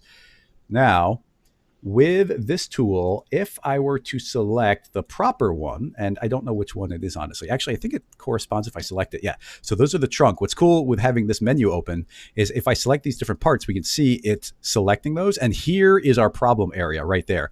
We want this joint to continue all the way around this part of the body, and maybe even more so this one. We really need that to be painted all the way through. So let's see how easily we can do this. If I do a loop selection right there and convert to points, if I select the joint I want to control it, which is this one, yes, so that is that joint. If I go to commands, I can say I want this to, let's say absolute, I want to apply a 100% strength to selected. So if I click that, you see all of that suddenly turns red. And because that is automatically red and auto normalizes on, it actually erased those out from the feet. So we could just check these other ones real quick. Like this one, maybe we could give this bit of a spine a little bit more influence. It's not necessarily a bad idea. So back to the elephant, select the parts that I think should be 100%. So just select, I guess I can do polygon. Select these. And these. And then, I'll go down one more. So we'll do that and convert those to points again. And once again, let's find the corresponding joint. I want to have that applied and say apply selected. And now that's going to get that full strength as well. If I were to select more than one joint, let's say these two, and actually, how's the hind end looking? That would be this one. That's actually not bad. It probably should loop to the stomach. I'll fix that and then we'll just move on.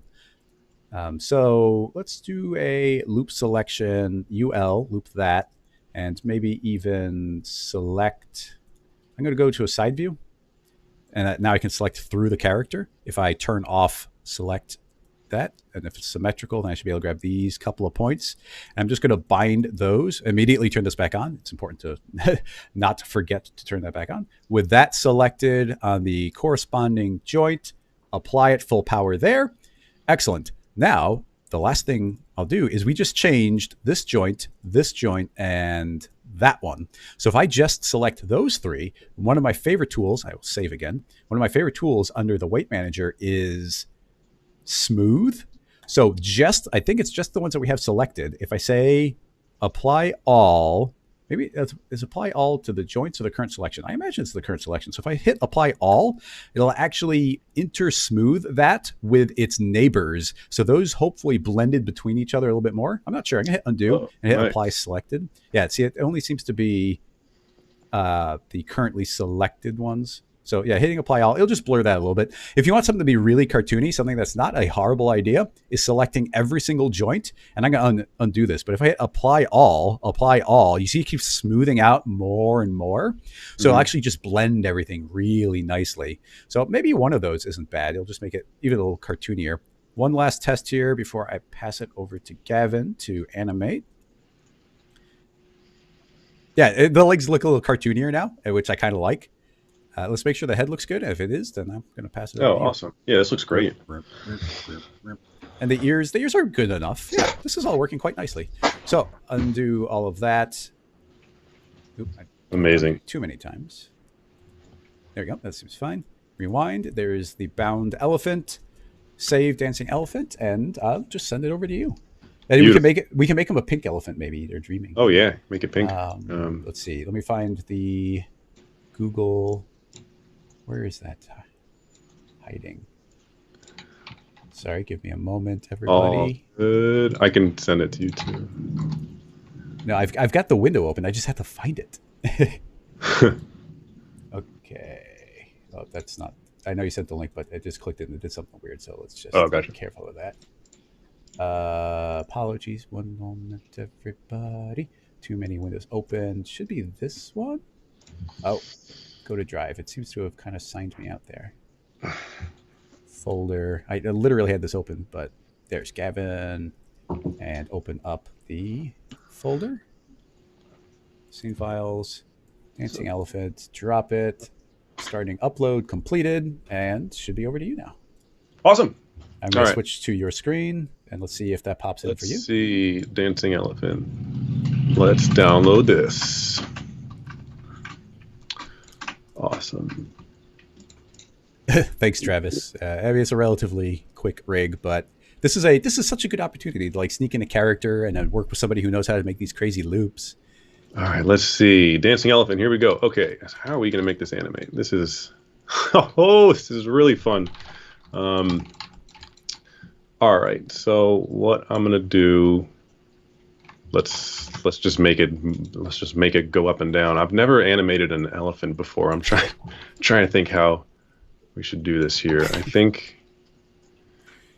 it's mostly butt. Yeah, it's mostly butt. I think it's going to be a little butt shaking kind of thing. And maybe the head can be nodding. Yeah.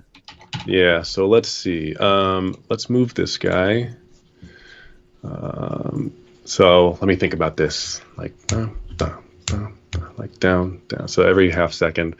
So let's put the Y there on the half second, and then on the up, let's put it up like that. Let's see, and watch me struggle with this. This will be fun. Something like this. All right. No matter what we end up with, it's already great. I mean, if we're making an elephant shake its butt here, so this is done. We're done. We made it. Now let's see. So I'm thinking it goes up and it pauses on the up more than it pauses on the totally on the down. You need to feel the weight, like when it hits, like boom. Yeah, exactly. You know, There something a you little go. more like this, and then this has got to be a little more exaggerated because we're in cartoon land over here. You know, something like this. So we're getting there. All right, awesome. And then I wonder if we can just copy these keyframes over to the other one, to the other, the next side. Let's see, copy that track. Let's put it on the middle one, and I'm going to offset it a little bit. See what that looks like. 'Cause this is a little too much, but Yeah. what we can do, I'm going to repeat these before and after. So now we can just sort of shift these off, and they'll like, it'll be the same kind of motion. Um, so the next thing I want to do is get some side to side motion going here. So on this one, where we're going up and down, because we got the up and down on the back butt on the back one here. Where is this? And let's also make it go like, a little left or right. It's getting better every moment. Not quite that much. Yeah. Let's do so when it's up, it's going to be on. Let's see. We want it to. Okay, so on the up moment, it's going up to each side. So on the up on one Oh, side, okay. let's put it Yeah. here-ish. Let's try 50, whatever, 60, something like this, 100, sure. And here we'll put it the other side. That. And now let's look at this chart here, and it's got to go back and forth.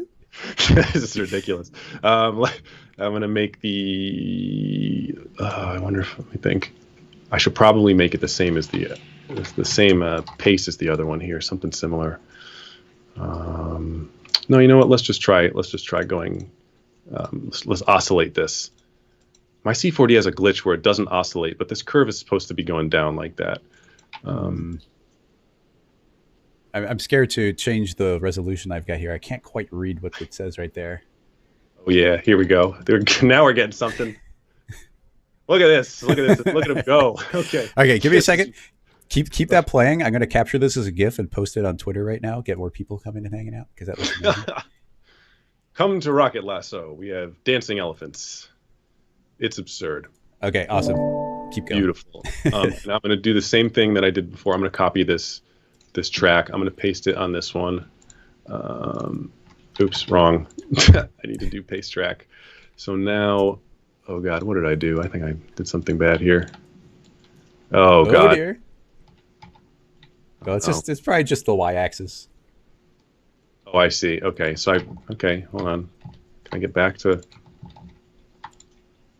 Oh my God. Hold on. Something is seriously wrong. I think I think one of them flipped to 180 maybe. Oh It yeah. looks like the left leg and right leg are twisting around. I think. Oh God. Yeah. I've really botched this, haven't I? It's just that one needs to be flipped back around. I think on the Oh my God. that's what needs to be fixed, but I'm not sure exactly what needs to be fixed. I'm just gonna undo for a while. Let's see. Oh no, something's like shattered here. Oh no! Jesus. Oh, okay. Well, I guess we're reverting to save. Let's see how far I got. Let's see what your saving habits are. Yeah. Yes. Let's revert. Oh, you barely look at lost that. anything. Look at how good he is at saving everybody. That's Wow. amazing. That's I didn't even realize I did Save, that. So. Save often, everybody. Save often. Yeah. Save the second something goes right. And okay, so here, let's try this again. I'm going to paste this track on here, and this we're going to do oscillate again. And we want to line these up. So how did I line these two up? This is, I see, the point is on the peak. So on this one as well, let's get that point on that peak right here. So now let's, this is pretty cool. Okay. All right. I'm so glad we took the time to rig a character. This is I think absurd. so. And we got the tail going too. Look at that. This is a sassy elephant. My God. We can't make a Gavin animation without some sort of looping critter. This is very sassy. All right. I guess let's figure out something to do with the head. Oh, interesting. Is that? Oh, I see. Because it doesn't calculate. Okay. So we got to do something with that. All right. Do that. Oh my God. Oh dear. Yeah, copying some of these, the way those got copied, their orientations might be random, so you might not be able to copy things to these other ones. They might Gotcha. inherently have like a 180 spin or something. So I just Yeah, yeah.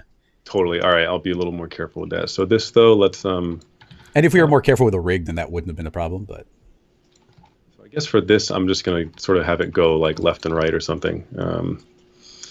So let's do one where we're here, and then at 15, we're at here. What was that? Minus 50? Something like. Oh wait. What was the other one? Minus 50, and yeah, I then think this it's is. 50.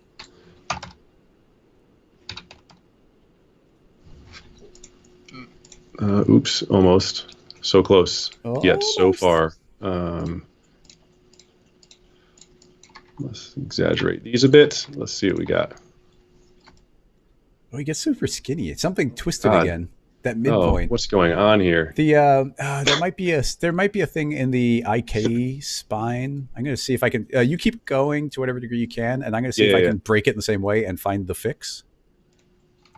To be honest, I bet it's my fault. I think actually it's something to do with the way the spine is moving. Like the Gotcha. orientation is suddenly changing, and it's flipping itself around. I see. Well, I'll just try to make this roughly something. I think it just like it got glitched out. And then this is oscillate, oscillate. These, okay. Maybe not as exaggerated. That doesn't break. Let's see. Yeah, I'm having trouble breaking it in the same way.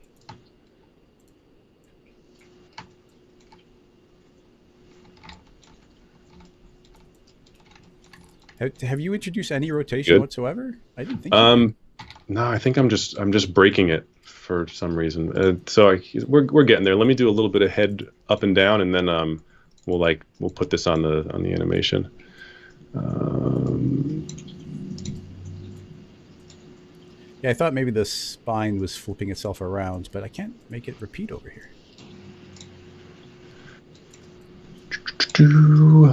Oscillate this again, back and forth, and see how this.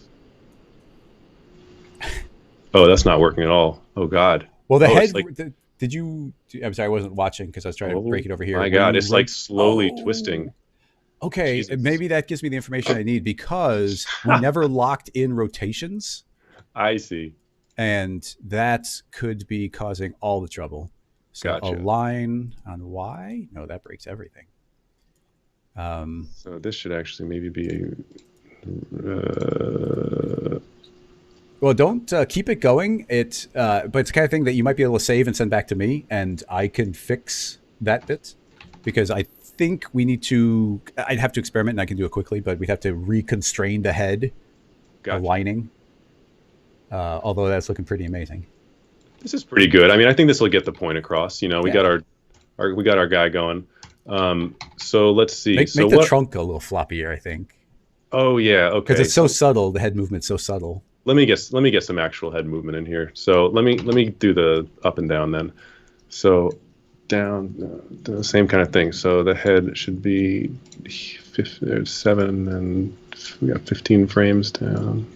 Oh no, it should be the same. And then in between that, it should be up, something like this. Let's see. So I think this is from frame 7 to 22. That's 15 frames. Okay, so we can loop this. We can do, a repeat and then a repeat. Let's see. So we're getting there. Just got to find where this works the best. There we go. Something like Yeah, this.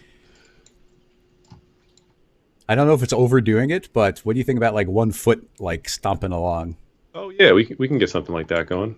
and keep saving while it's working? Because I'm still afraid his head's going to start spinning at any moment. Dude, me too. Which is a fault of the rig, not you. So All good. Let's see. that's what happens with a 15-minute rig. Yeah, this is pretty sweet. We're getting there. Yeah.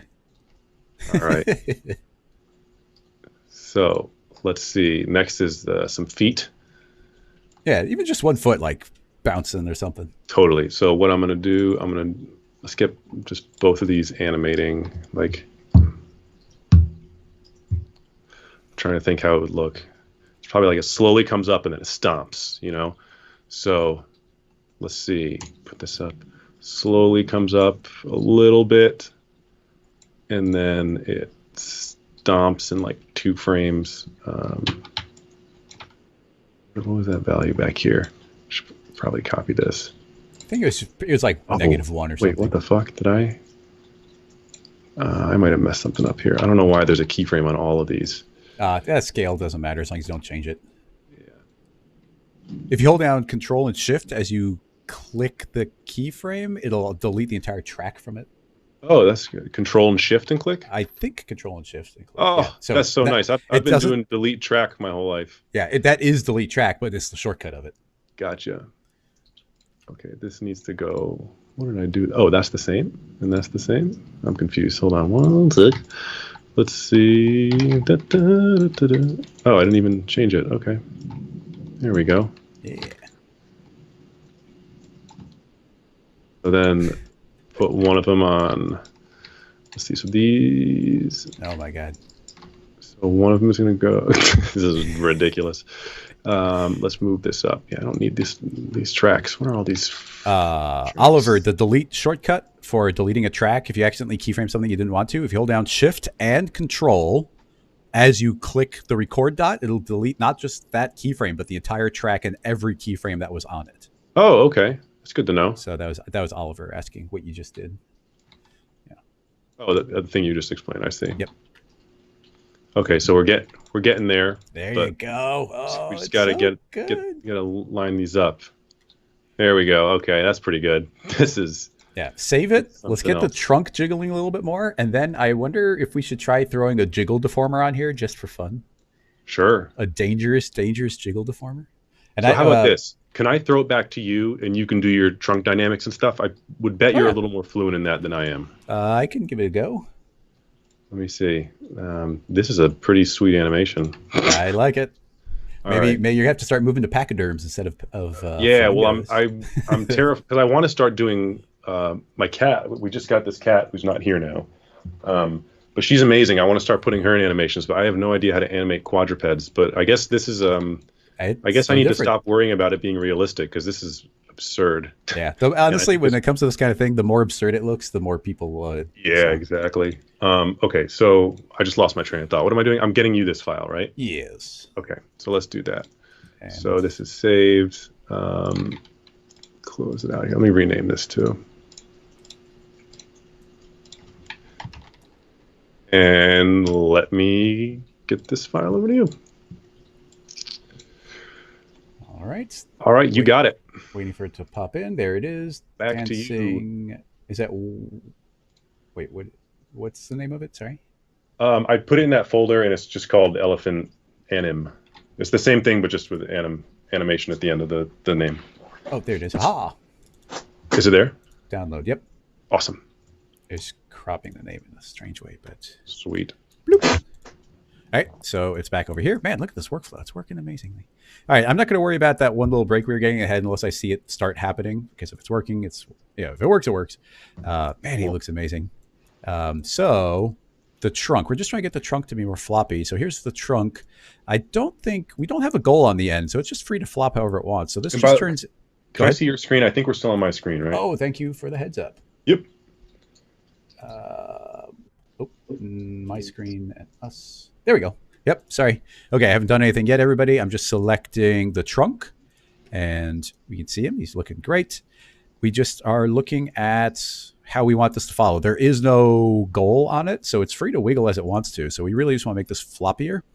So this, you can't go too crazy on the strength. Well, I guess let's just lower that, see what we end up with. To me, it also looks like there's something holding the bottom in place. Like when I've done this in the past, I've gotten it so it like, there we go. Oh, okay. There's still like I'm not thing holding, but yeah, it feels very linear for some reason. But it seems to be set up correctly. Yeah. The I want, there's no goal. It's 3D, there's no goal. and the strength. All this seems good. Curves, colliders. I'll turn on continuous Does update. the Maybe I'm goal still missing. exist in the what's it called? The object manager? I'm not sure. I mean, even if it did, I don't know that would matter because if we Yeah, cleared I it guess. out here, I was I it can was try. attached I'm somewhere going to else too. try adding it, and I mean, I guess technically, if we want to, we could add it in and then keyframe that. Like we could. Oh, it's Oh, well, it's not. yeah. It's gonna. When I've done it in the past, I've just deleted the goal that it creates, and then it drops that. But I don't know. Yeah. Well, no, exactly. So we now that was linked to that, delete it, Like and literally just delete the null itself. I mean, I The, think it is oh, doing it. It's that's so just weird. Yeah, then I super don't know. subtle. You can see it. It is. I mean, it's not Oh, turning I with the wonder head. if it's because it's the 3D solver. What if you put on the 2D solver? We'll try. The head's also twisting around, so I'll need to revert again. Yeah, it's just this very. It's weird, huh? And I mean, everything else is default. Let's go easy on Yeah. the gravity, Huh. and I'll just play around with some settings Oh here. yeah, so I've taken out the gravity on like when I did my flamingo thing. I took out the gravity. Yeah, it's so weird. It's still like hooked in. I wonder why. I mean, you could definitely see it is. If we just look at that, you could definitely see the trail going. And an important thing would be we want to capture his second loop because you see it pops back in because it doesn't have that initial position.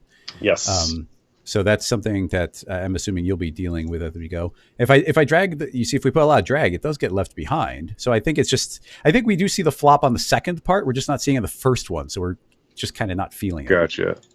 So honestly, I haven't changed anything from the file you have, except I dragged. I think these are all default. I just got rid of drag entirely, so we can just continue from the file on your side.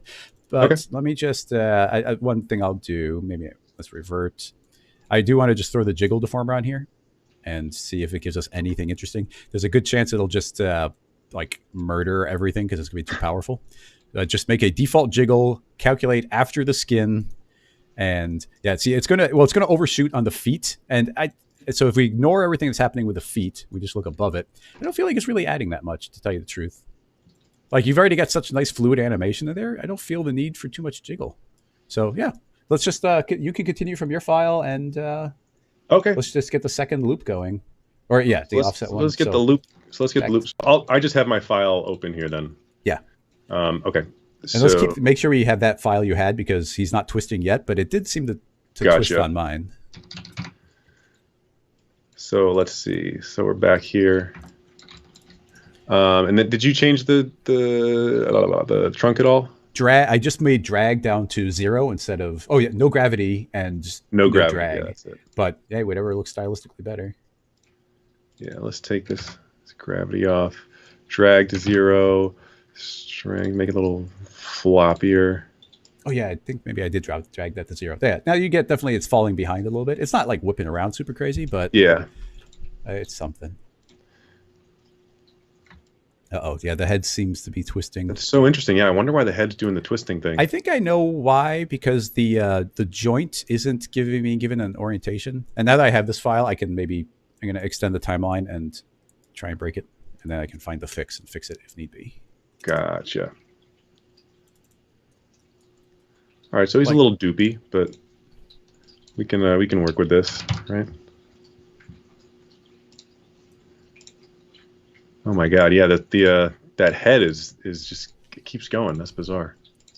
yeah, well, it's just some sort of refresh. It must be slightly rotated, and it resets. It doesn't have any reason to get the previous rotation, so it's just every time it does a loop, it's going to twist a little bit more, a little bit more. Twist. So I world. think what I'm gonna do, I'm gonna just. Oh wait, I might have a super easy fix for you. Oh, what's up? Click on the top of the spine, the tag Top on of the the top of the spine. spine, The which part? the tag. Yeah, the tag on that object. This one? Okay. Yeah, and then you see where it says twist. Twist, yeah. Set it to world. Oh, And I there we go. Yeah, I think that now gives it an orientation. Technically, if you rotated him too much, he would kind of break. But I think that does automatically make it work. Also, technically, you can rotate the head now. Oh, cool. But But we don't have to spend. I don't know how long you have. Oh yeah, I know you. This is the thing till 5. Well, let's see. Well, So it's. let's I mean, I go 4 hours sometimes, but when it's a guest, I'm very respectful of their time. well let's see. So I'll let's get this in the animation, and then we'll see where we're at after that. So these two feet stomping, I got to make these loop. So I'm going to make these every second, I guess. So what I'm going to do, 5 frames, put another one at 35 frames, and then now I can loop this and just say repeat. So now it should just repeat every second. I got to do that on the other foot. So this is at frame 20. So I got to add one at frame 50. And now set this to loop. Nice. Repeat. So now we should be pretty much good to go. All right. So now this should pretty much loop forever. So yeah, the thing you said about the dynamics is true, because like in the beginning, its trunk is here, but it's going to be swinging ultimately. So what I've done in the past is like I'll export an alembic. I'm going to do, usually I do 12 seconds, which is 360 frames. I'm going to do 390 frames, which is adding another second. And that's so I can cut off the first second. So there's a second that the dynamics can. Exactly. Essentially the first loop doesn't count. Yeah, exactly. So let's see. This is going to be 390. Okay. I don't think I changed these settings. Famous last words, right? Yeah. Alembic is such a great format. Ever since we've been able to export as an object in the scene, it's like, it's like the first time I'll ever actually bake things. Yeah. So let's see if this worked. And it didn't work. Oh man, why didn't it work? Oh no. Well, I mean, I don't know what your settings were, but it's all pretty straightforward. Let's try this again. Let me look at these settings. Alembic.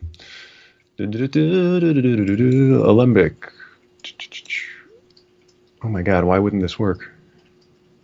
Backstress, do I have to bake it? I haven't had to bake it before. Did you put the entire... Well, first of all, the entire thing should end up in a null, which I should have done earlier. Huh. And then, let me see. I'm going to try just baking as a local alembic. That's so bizarre. I wonder why that did not... why didn't that work? Huh. That's actually, not mine fun. Didn't bring the animation either. Frame sets when you did the alembic, did you do it specifically on the elephant or the entire file? I'm just doing just the file. Like I just have it open. I'm doing export. Do I have to select the thing? No. I'm just trying to figure it out on my end. See what the difference is, because that didn't work either. It didn't work for you? No, not quite yet. I might have actually changed some export settings as well. Surface, I don't know. Cameras, lines. Do I have to select everything?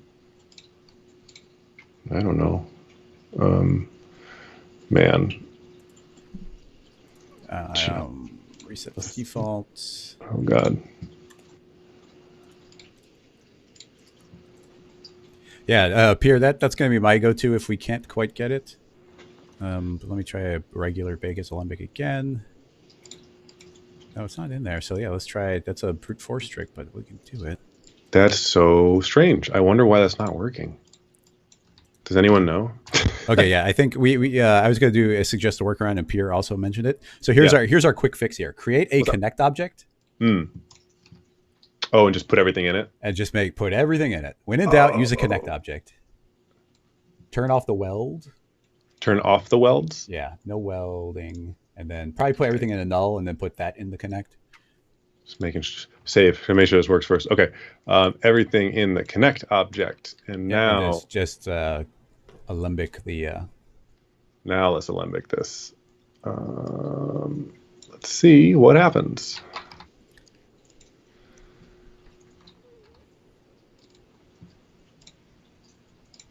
There we go. Connect object to the awesome. rescue. We did it, team. Yeah. That's a great trick. All it took was I us feel an like entire I chat. have heard that before. Like I think I saw a Marvelous Designer tutorial and they were like, you got to do this. Anyway, so this is our, that makes it a lot cleaner too. Because when I bring in my alembics, they have like the whole joint chain and everything. Yeah, when something's put into a connect, it's only geometry and it's only one object. Gotcha. So now here we are in our scene, our looping scene with these pie slices. So I'm pasting this connect in here, putting it in the scene null that we already made. So we're already mostly there here. Oops. Oh, that doesn't look right. Let's see. Oh, this has got to be scaled way down. Well, let's turn off all this stuff first. Let's see where it is. Oh, I see. It's enormous. So It's a gigantic elephant. Gigantic elephant. I mean, they are pretty big, you know. So here we go. Is this even the right? Yeah. Okay. Oh, I see. So this is what we should actually be doing: is working on the original instead of this weird like translated thing. Oh yeah. So yeah, just turn off all the instances and then just hide these things. You can also set this up with layers if you want. I've done that in the past. Just whatever works for you or floats your boat. And here is our elephant on a little pedestal, little pie slice. Pretty sweet. Slice of elephant. That's right. Oh, and yeah, so to get rid of that first, because if we play this at the beginning, I mean, I guess there aren't enough dynamics for it to like not work. But yeah, I mean, it's reading, but yeah. It's fine. But anyway, what you could do is just offset it by minus 30 frames. So you're pulling the first frame back 30 frames. So let's see if you can even tell the difference. Yeah, so here it is just when it starts from 0, and here it is when it starts from frame 30. So some of the dynamics are already in place now. So it'll just be a little smoother when it gets to the loop point. Yeah, scoot him to the end so his trunk hangs off the edge. Yeah, that's a good idea. Yeah. You don't see that clipping. Get these feet, the back feet. Oh wait, maybe he's stomping right now. Oh yeah. Oh no, I think I just messed it up. Oh, it's well. Fine. We can just forget about that. We can all pretend that didn't happen. But anyway, so now that we have this in this scene null here, we can turn the instances back on. And now we got got our sweet elephant loop. You know, just infinite elephants. Could do a ridiculous elephants all the way down. It's elephants all the way down, man.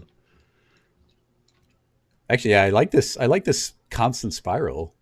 Yeah, that we can see. Cool. Yeah, the more of them we can see going down, the better. Yeah, exactly. Turn off the grid here, because that takes away from the effect. You know, here we go. So now we're just going all the way down. And then yeah, so when I'm making a thing like this, like if I wanted to fill out the environment, I would fill it out in this original scene. Like if I wanted to have a floor or something, for example. Somebody's suggesting a Dance Dance Revolution mat on his front feet. Oh, that's a great idea. Let me turn this on so I can edit. Okay, so like first, like just as an example, so you know, in the environment here, we're missing a lot. You know, so like let's say we just put a floor in front of all of these, so there's some kind of thing to fill it out a little bit more. Yeah, they're not just in space. Not just in space. So for that I'd probably just make another cylinder, to be honest, just so it's like the same shape. You know, we're already set up for it, and just put it way out or something like that. Put these back on. You know, and now we're starting to realize like where the gaps are, what needs to get filled in. Just put this on so we can see where we are. Okay, I see. And then you can also leave all these instances up and just modify stuff within them if you want to sort of see how these things line up themselves in context, in the context of everything else. You know, so maybe it's something more like that.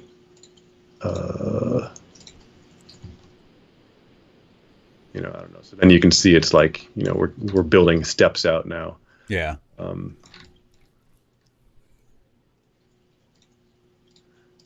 So okay. So now we're starting to get some kind of loop thing going.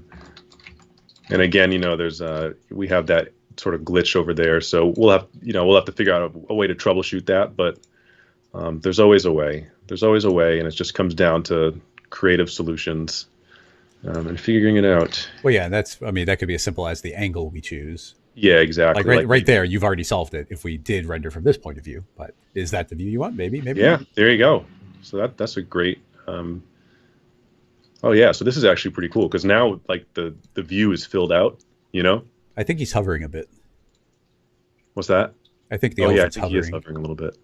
Oh yeah, because we what do you call it? We took that down. We took the We took the platforms down a little bit. Wait, no, I want this. It's sometimes tough to keep track of. Okay, he is hovering. Let's put him back down here. There he is. Okay, in his little elephant world. All right, and now if we are in this camera, and now here we go. Here we go. So now you got some infinite elephants. Yeah, it's already there. It's looking great.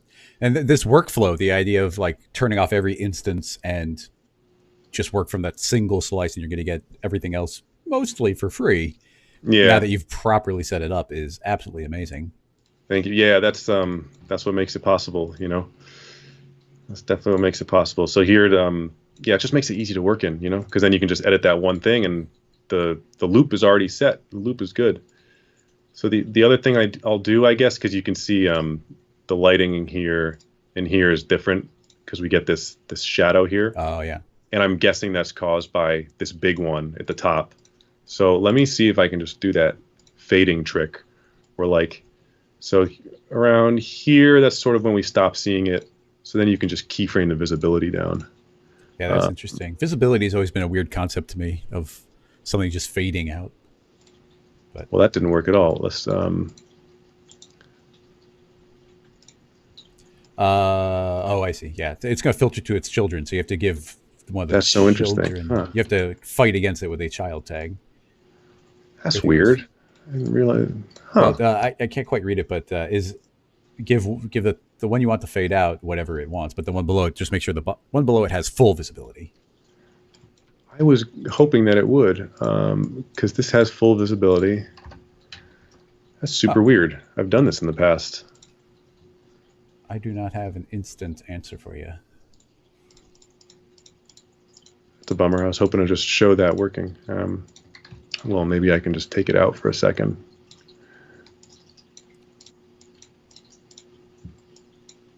Okay, so yeah, I don't know why that didn't work, but instead of troubleshooting it, I will just sort of take it out for a second so we stop seeing it around here. Keyframe this here, and then keyframe it out by this point. And now when we get back to the first frame, our shadows match up again.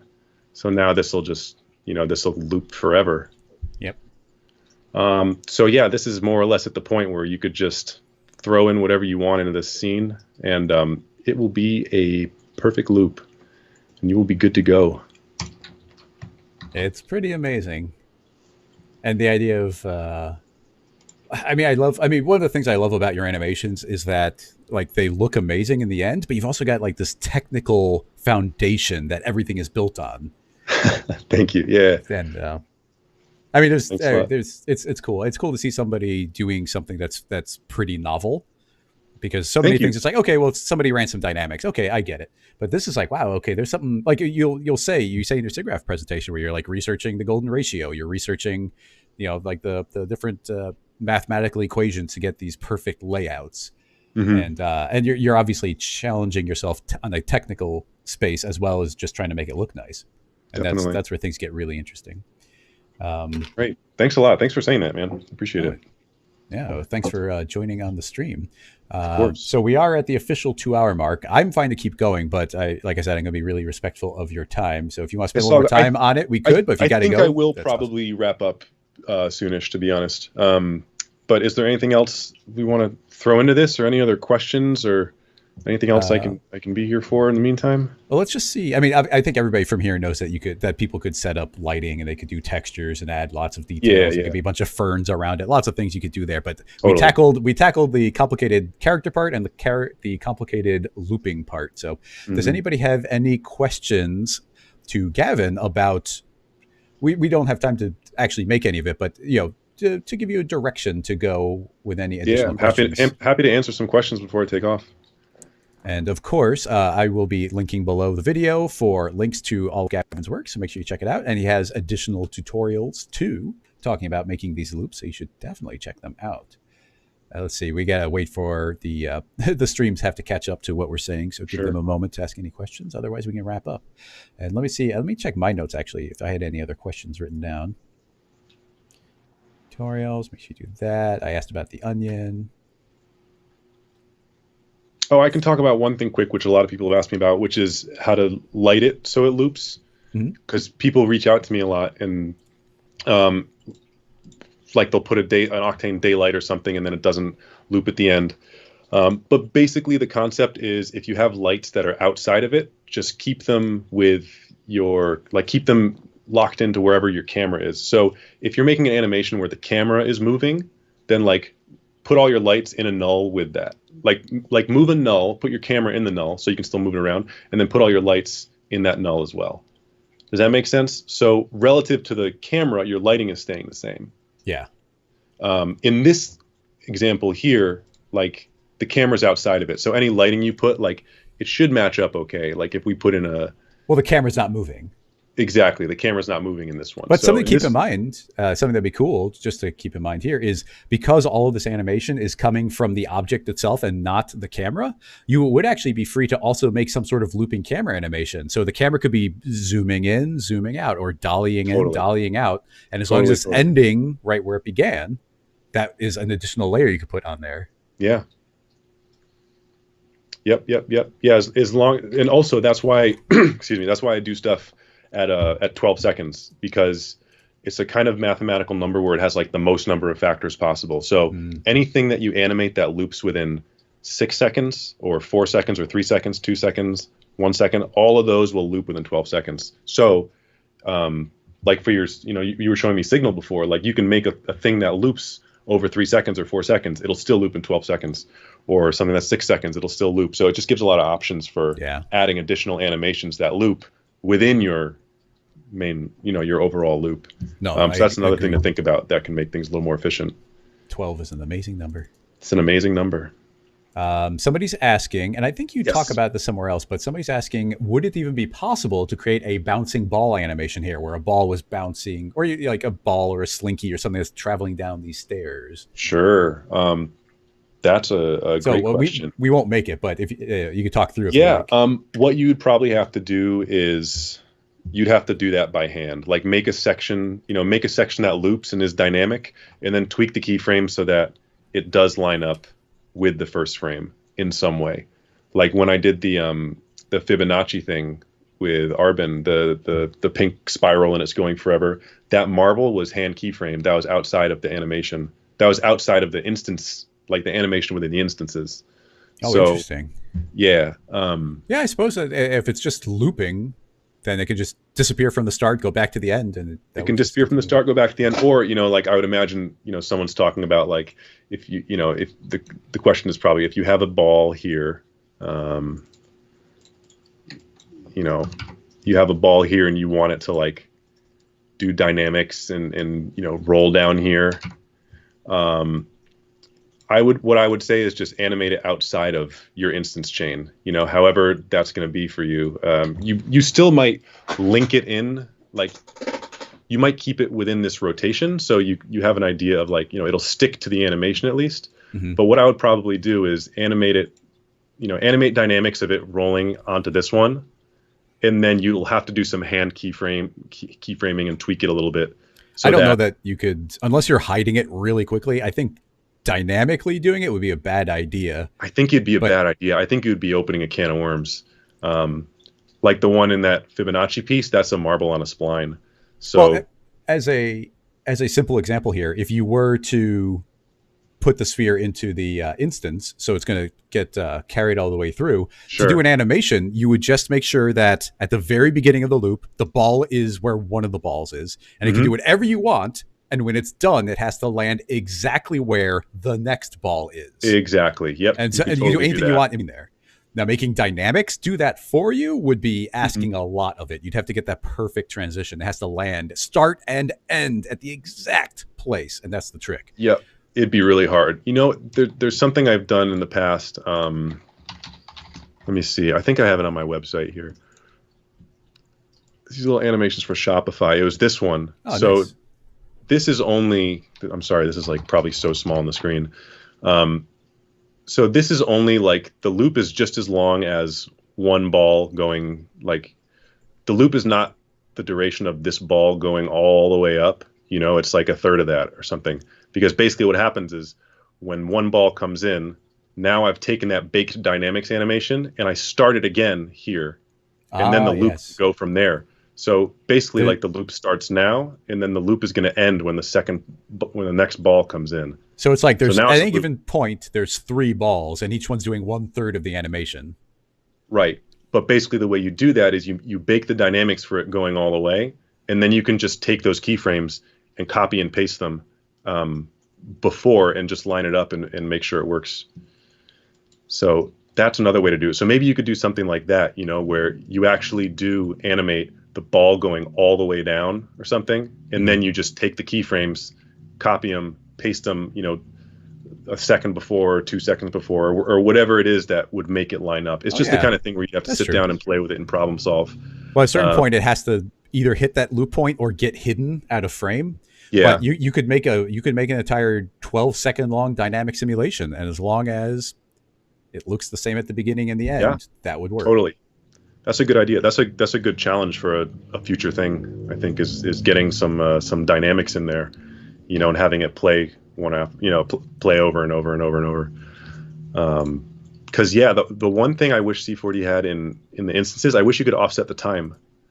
Do like a time offset, Yeah, because that would add a lot of possibility. The way I've done that in the past is with XREFs, and it doesn't let you do instances, so it can end up it can be really, really, really heavy. I wonder if you could get away with it just using a cloner, because you can offset things in time with a Yes. cloner. Yep. I've done that before. I've done it with a cloner. The controls are a little bit different. They're not like as exact, I guess, is the other one, or maybe. I mean, you tell me otherwise, because you're the master of this stuff. Um, but you're right. There are definitely some animation controls in the cloner where you could offset it. I have used that before a little bit. Yeah, I mean, I think it would work. It would be more the placement would be trickier than the time offset. Time offset's really straightforward. Cool. Yeah, well, I think we should let you go. You've been very Alrighty, generous man. with your time.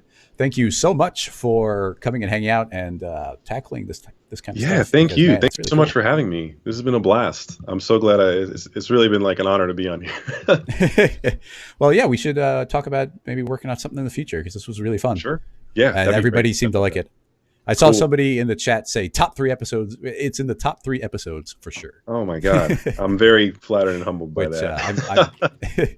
I mean, I'll take it. Like, thank you, everybody. This was really fun, though. Anytime you get to sneak in some character animation, especially fancy loops, that's like amazing.